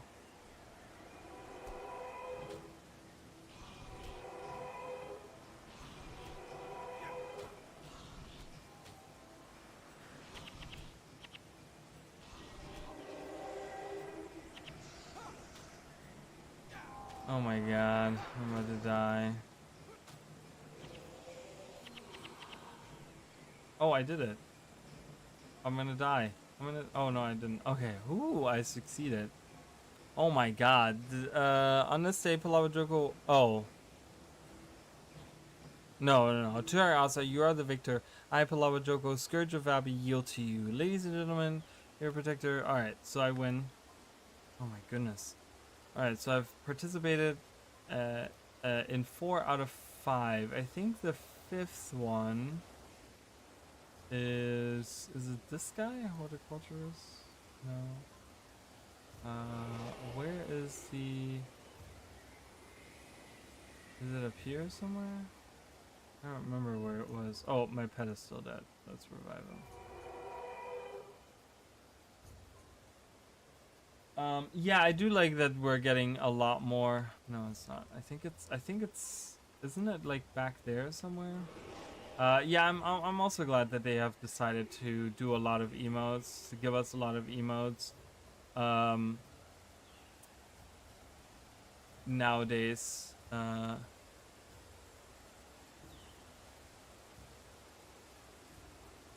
Okay, there we go. Jijumba? Jijumba? Jijumba? I don't know. Shadows guide you, friend. I'm Jijumba. That is all you need to know. I'm here on my own business, which is none of yours. I couldn't help but notice that you may need a gift to appease Fat Prince Blubba the Malodorous over there. For the life of me, I can't think of why you would want to have anything to do with him, but everyone knows gifts are the easiest way to get his attention. Well, that and a large buffet. How do you know so much about Prince Baka the Magnificent? Let's just say I know the prince, but he doesn't know me. It's best things stay that way. He has a sweet tooth for rare art and Elonian antiquities. I have a certain affinity for all the prince's belongings. That pig-headed fool is none the wiser. Yes, I need a gift. Okay? I've in my possession a rare antique vase from the early Chulo dynasty. I know the prince's taste quite well. I assure you he'll bray like the donkey he is when he sees it. It can be yours for 4 platinum. A relative steal. Do these look like clothes of a wealthy noble? How about we work out some other arrangement? It's a hard bargain. Here. I will give a gift of your head. I don't want to attack her. Okay, Prince Baka the Magnificent is always receiving extravagant gifts from various nobles, merchants, and other sycophants that wish to remain on his good side. Most are just looking for an invitation to one of his grand parties. One particular bribe caught my eye. His guards are taking it, the feather of a rare golden phoenix bird, from the palace for safekeeping. Get me that feather and you can have the vase. Alright, I will get the feather. Find the guard in possession of the golden feather phoenix. Right there. I have to fight this captain now. Oh boy.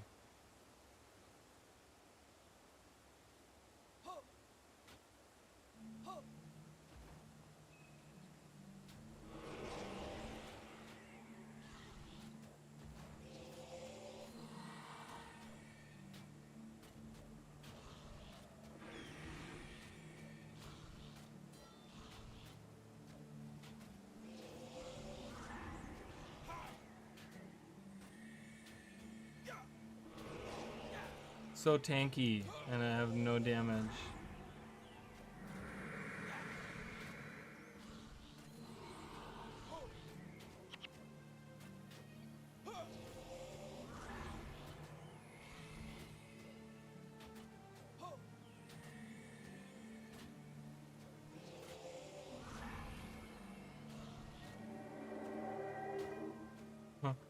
Slowly doing it though.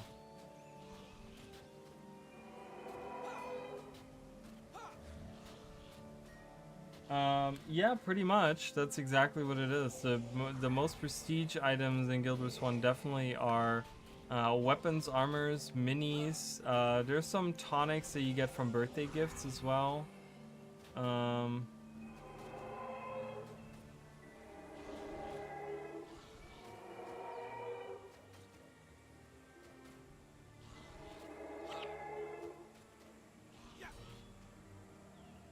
Alright, Golden Feather Phoenix.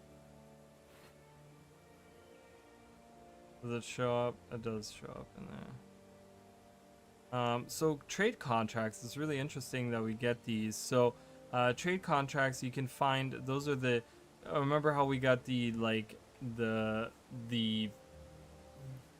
what were they, like, battle commendations or something that we got in, I think that's what they were called, in Istan, right?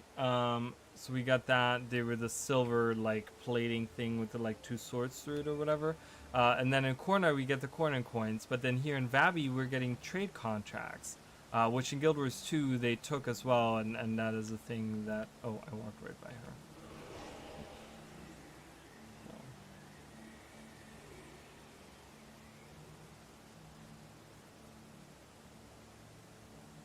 Alright, you have the golden feather. Here, take the silly vase off my hands. I'm sure the prince will be more than happy with it. Alright. So this should have, oh, there's one more activity. Huh. What's the activity? What am I missing? I was trying to do all the things. There must be something up here. Do any bills or tips for someone who might want to get back into solo content for Hall of Famers? Do you think they should do?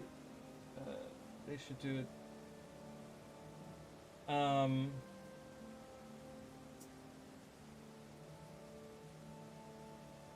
So it is easier. So there's a setup, and you can find it online if you look up Mesmer Way. So the easiest way to do it is probably doing it solo, because then you don't have to coordinate with other people and you can do it whenever you want to. So Mesmer Way is literally having, like, because you can register, and this costs real money obviously, but you can register your own characters as heroes that you can get, right? And the idea is to fill up to register, I think you need to have at least 3 or something that you can register, but pretty much the idea is to have all Mesmers in your group, and then a couple of healers, right? Like pretty much all Mesmers, because they do armor ignoring damage, and just having as much damage as possible on those, and going through and pretty much doing that, right? Giving them the equipment that they need. That is like the easiest way to do it solo. I have a character that's set up like that, and you know, I would recommend it to do solo because it is just really easy these days. It is nice to play with other people, but I feel like I said, coordinating different builds together and like all these things is probably going to be a lot harder than just doing it yourself. But yeah, there's other setups you can do. You don't have to just do Mesmer Way. Mesmer Way is the easiest way to do it, by having all of these, because you pump out, like, if you I think you get like 3 heroes that all like use energy surge, right? They're like domination magic Mesmers, and they use energy surge, right, which is like just massive damage, and you can melt like entire groups with just people having like casting energy surge, like boom boom boom, right? And like you can just completely destroy anything. So that would be kind of my recommendation, to kind of go that way. There are other setups you can do, and it really depends on what you're looking for to do Hall of Monuments. Like, are you going for the 30 rewards? Are you going for the full 50? I have never achieved the full 50, but I haven't worked on it either. Because up to 30 on the Hall of Monuments, you get different skins that you can unlock, or different things in Guild Wars 2 that you can unlock. And then from 30 to 50, you just get achievement points and titles. And I never really, I was just like, whatever. Like, at some point I will work on that, I think. But I was just like, whatever. I don't really care about that, so it's not a big deal. But yeah, so my recommendation is to do solo. I think solo is fine for something like that. Okay, I'm missing an activity, and I don't know.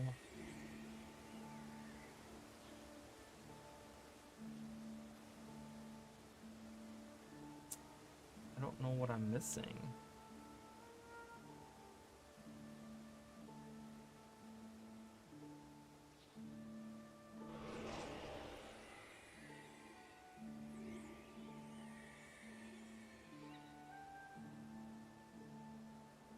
Yeah, I mean, getting to 30 is really not that hard, honestly, if you kind of know a little bit what to do. Like the White Raven, maybe some others. Yeah, there's the White Raven. You can get the White Raven, you can get the Black Moa, and you can get the Black Widow Spider. Those are the three that you can unlock in your Hall of Monuments.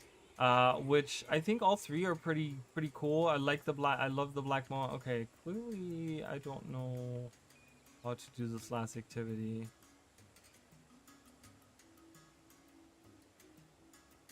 I don't know.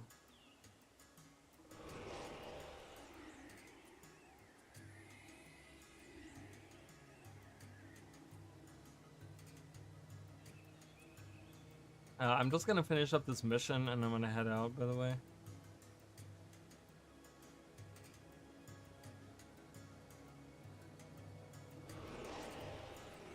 Just so you guys know, but yeah, I mean, it's really, like, honestly, getting to 30 is not that hard. It's just, if you kind of follow, there's guides out there how to get it easily. And it's really not that hard to get to that. If you kind of know what to do, and if you know how to play the game, and if you have decent builds, it is good. Do I have to do? Maybe I have to do another, because his exclamation point is still there. Do I need to do it again? I don't know if he said something. Maybe we have to do this again?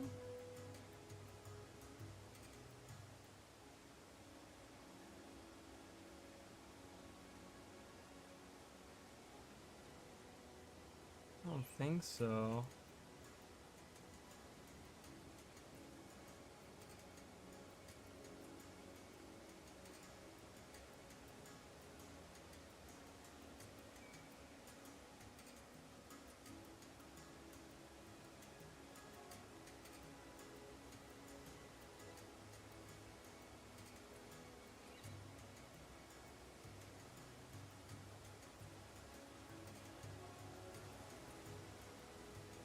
Okay, I guess, no, I love you, man. I love you, man. Okay. I don't know. Maybe talking to them has something to do with, like, because I remember there was something with, like, food trays or something, wasn't there? Or is that later? I don't remember.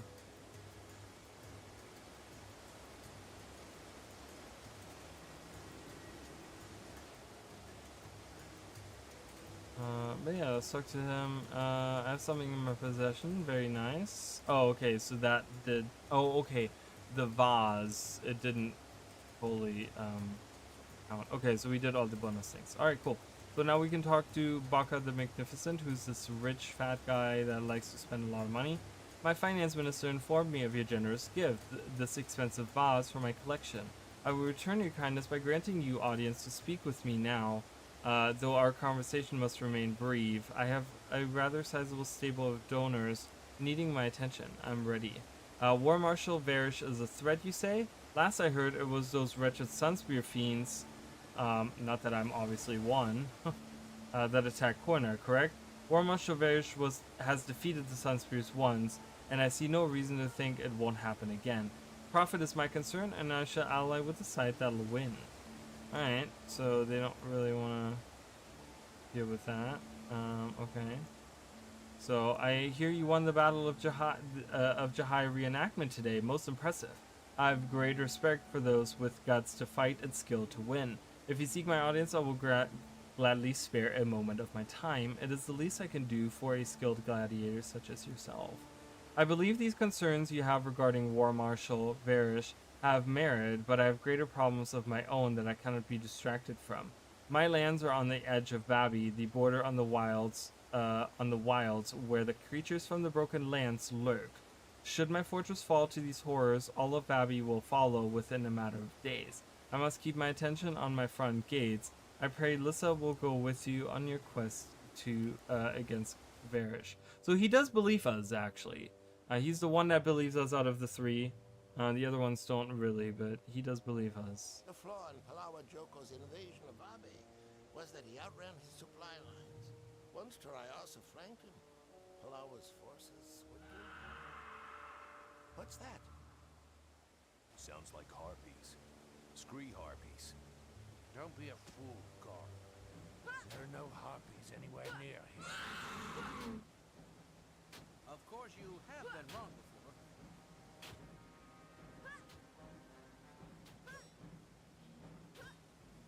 Everyone move to the exits in an orderly fashion. There is only one of them. This is not the time to panic. Very well. This is now the time to panic. And here we are to help. This way, Father. I'll protect you. How about protecting me, Talcora?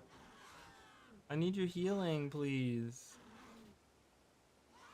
But yeah, it's really funny. So, he literally says like, "All right, everyone, move to the exits in an orderly fashion. There's no reason to panic. There's only one of them," and then more appear, and he's like, "All right, there's more of them. It is now time to panic." It's really funny.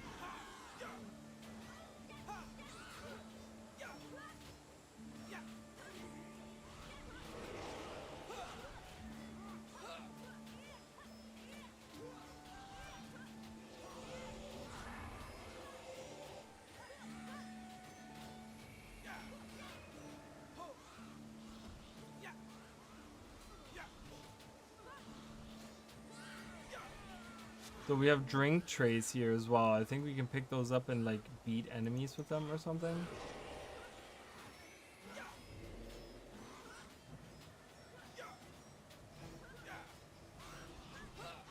Right? Is that what I can do with these? Oh, maybe I can't do anything with these. Can I? No. Okay, kind of weird. I don't know why that's even. Alright, Croc just leveled up another level, so he's level 19 now. Alright, more Scree soldiers. Oh boy, this time I don't have any helpers with me. So that's, oh wait, they're coming with me. Fantastic, great, love it. Love to see it.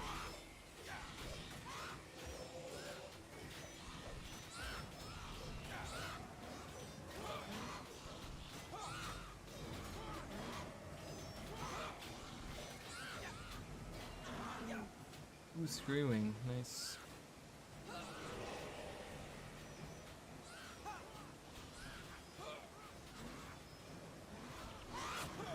Whoa. Alright. Revived this guy before he died.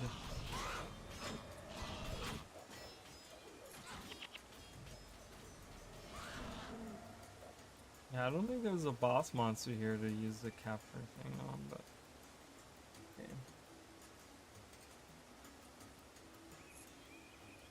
alright, is there more? I think we need to go up, right? Yeah, they're there. Come on, follow me.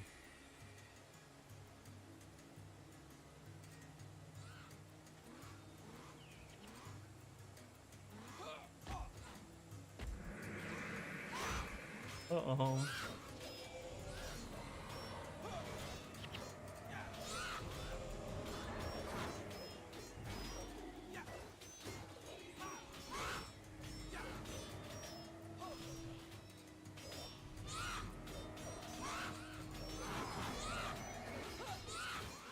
Alright, dead.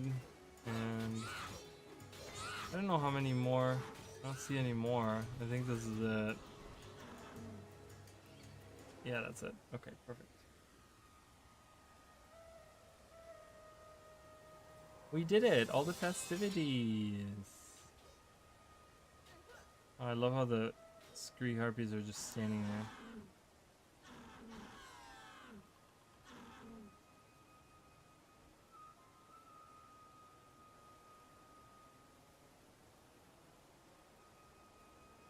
What a mess. Yes, but the question is, why would the Scree Harpies attack here? All I can say is, thank the gods for War Marshal Varish. What? If the Harpies are raiding, we'll need all the troops she can spare. True. Excuse me. I need to check in with my forces. Yes, I'd best get back as well. Will you be joining me, daughter? I have made my own arrangements, Father. I see that you have. We will speak of this later. And I had best get back home as well. The new theater season is about to start. Goran, fetch my sedan chair. Those idiots. Let them go. You've broken the ice. I have some leads that we should follow up on. I love Kahani. I hate harpies. Ugh, their noises are in Guild Wars 1 and Guild Wars 2. It's so annoying. So, ugh, God, I hate it. But anyway, so we get teleported out of there, and we're now in the Kodash Bazaar, right? So let's read about the Kodash Bazaar. Considered the best market in Vabi, where the rare, the strange, and the unique are all for sale. If you can't get it here, it simply isn't worth getting. Here, all of Vabi trades. Mingles, and gossips. So this is the big place to be. It's booming. There's a lot of things happening. And yes, that's pretty much that. I'm gonna see. Is there like a? Just want to see from my own personal, for my yeah, weapons. I want to see.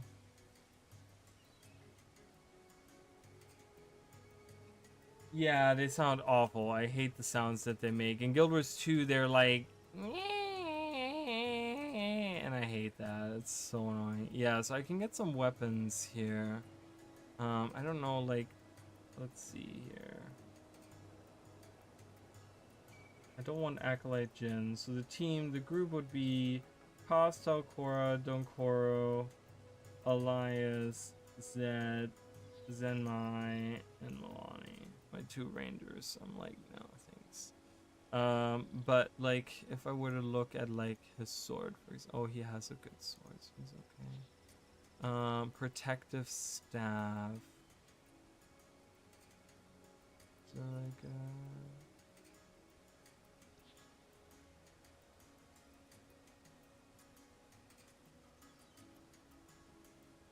I guess there's only the protective rod.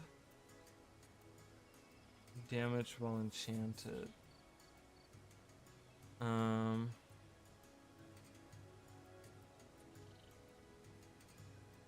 Doesn't have any energy. That's 10 energy.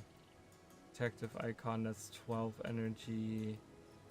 See fit while enchanted. Yeah. So I think I might get some equipment before the next stream. I'm thinking soul reaping. I might get this for Elias. Get a soul reaping, or No curses. Yeah, I want to get something curses.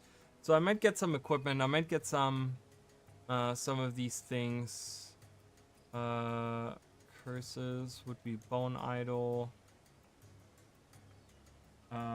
Which, yeah, I mean, these are like,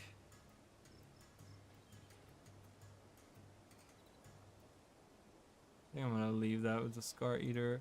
I might get some like water based for Zed as well, like water wand. And then a frost artifact.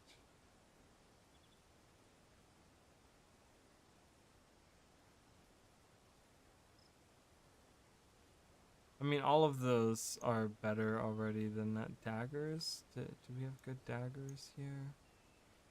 6 to 17, so that's better. While enchanted, 10%,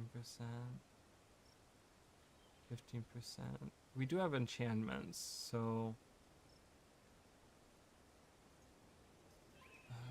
scythe? 9 to 41. Yeah, that's also better. So I think I'm gonna get some. I think I'm gonna get some equipment. Between the next couple of, between the now and the next time that we do this, just get some new equipment for some of them. I think he's okay. Maybe a new shield. Do they have like a tactics shield? There's a strength shield. Or a tactics shield. If I do, wait a minute, if I do a strength shield, then I don't need anything in tactics and I can get the last point there.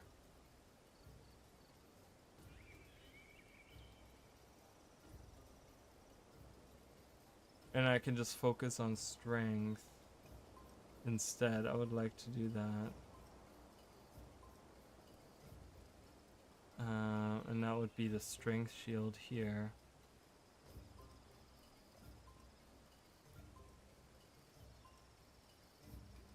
She has a bunch of enchantments. He does have one enchantment. He enchants himself. She does as well.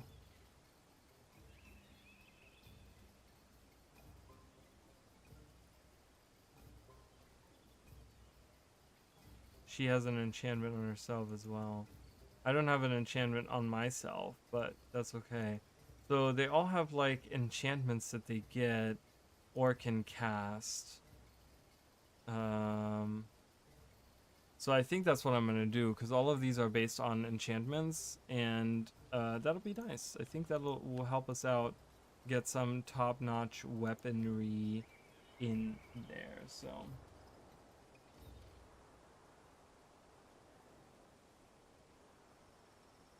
I never fully played those. I only ever played, I think I played like Breath of Fire 2 for like a little bit, but I don't remember anything about it. I remember nothing about it.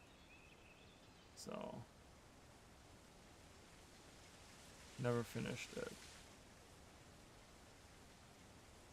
Brace yourselves.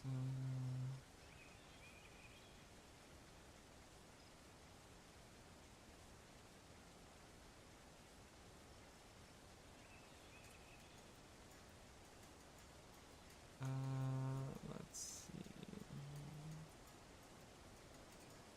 Oh, I think there's some new things in here. Chorus of Restoration. Next time it uses a shout or chant that ally is healed. Well, that doesn't really work, does it? Whenever a shout or chant ends on target, next time it uses Signet. Okay. And next time each ally then uses a signet, the ally gains 5 energy. So putting each ally within gets what until that ally uses a skill.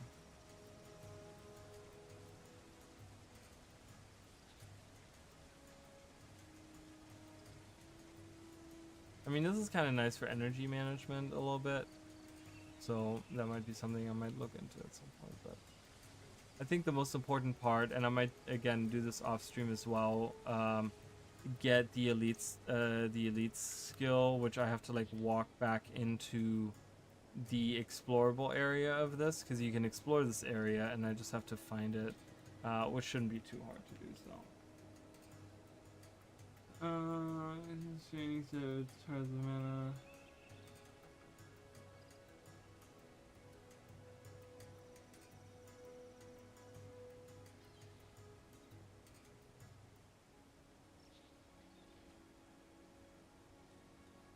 I've heard about it. I've heard about Trials of Mana. I'm gonna write it down. That might be something I'm interested in.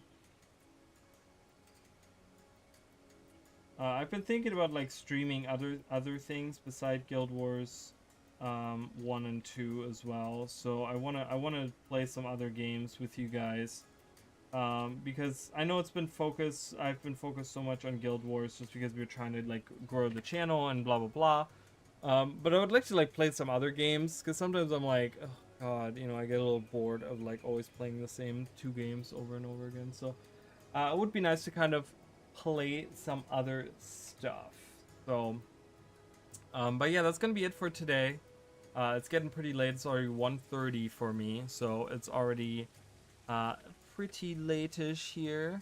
But yeah, this is gonna be super fun. So we're in Vabi now, guys. We've journeyed pretty far today. We actually got pretty far, because we did we rescued Cormyr, and then we ventured all the way to Vabi. And so now the idea is, so now what's gonna happen is we're gonna have to go to the princes individually and pretty much like kind of bring them proof or convince them otherwise that Varish truly is a threat, and that she's not just here to help, you know, or eliminate. She's not just here to eliminate the Sun Spears, but she's also here to conquer Ilona.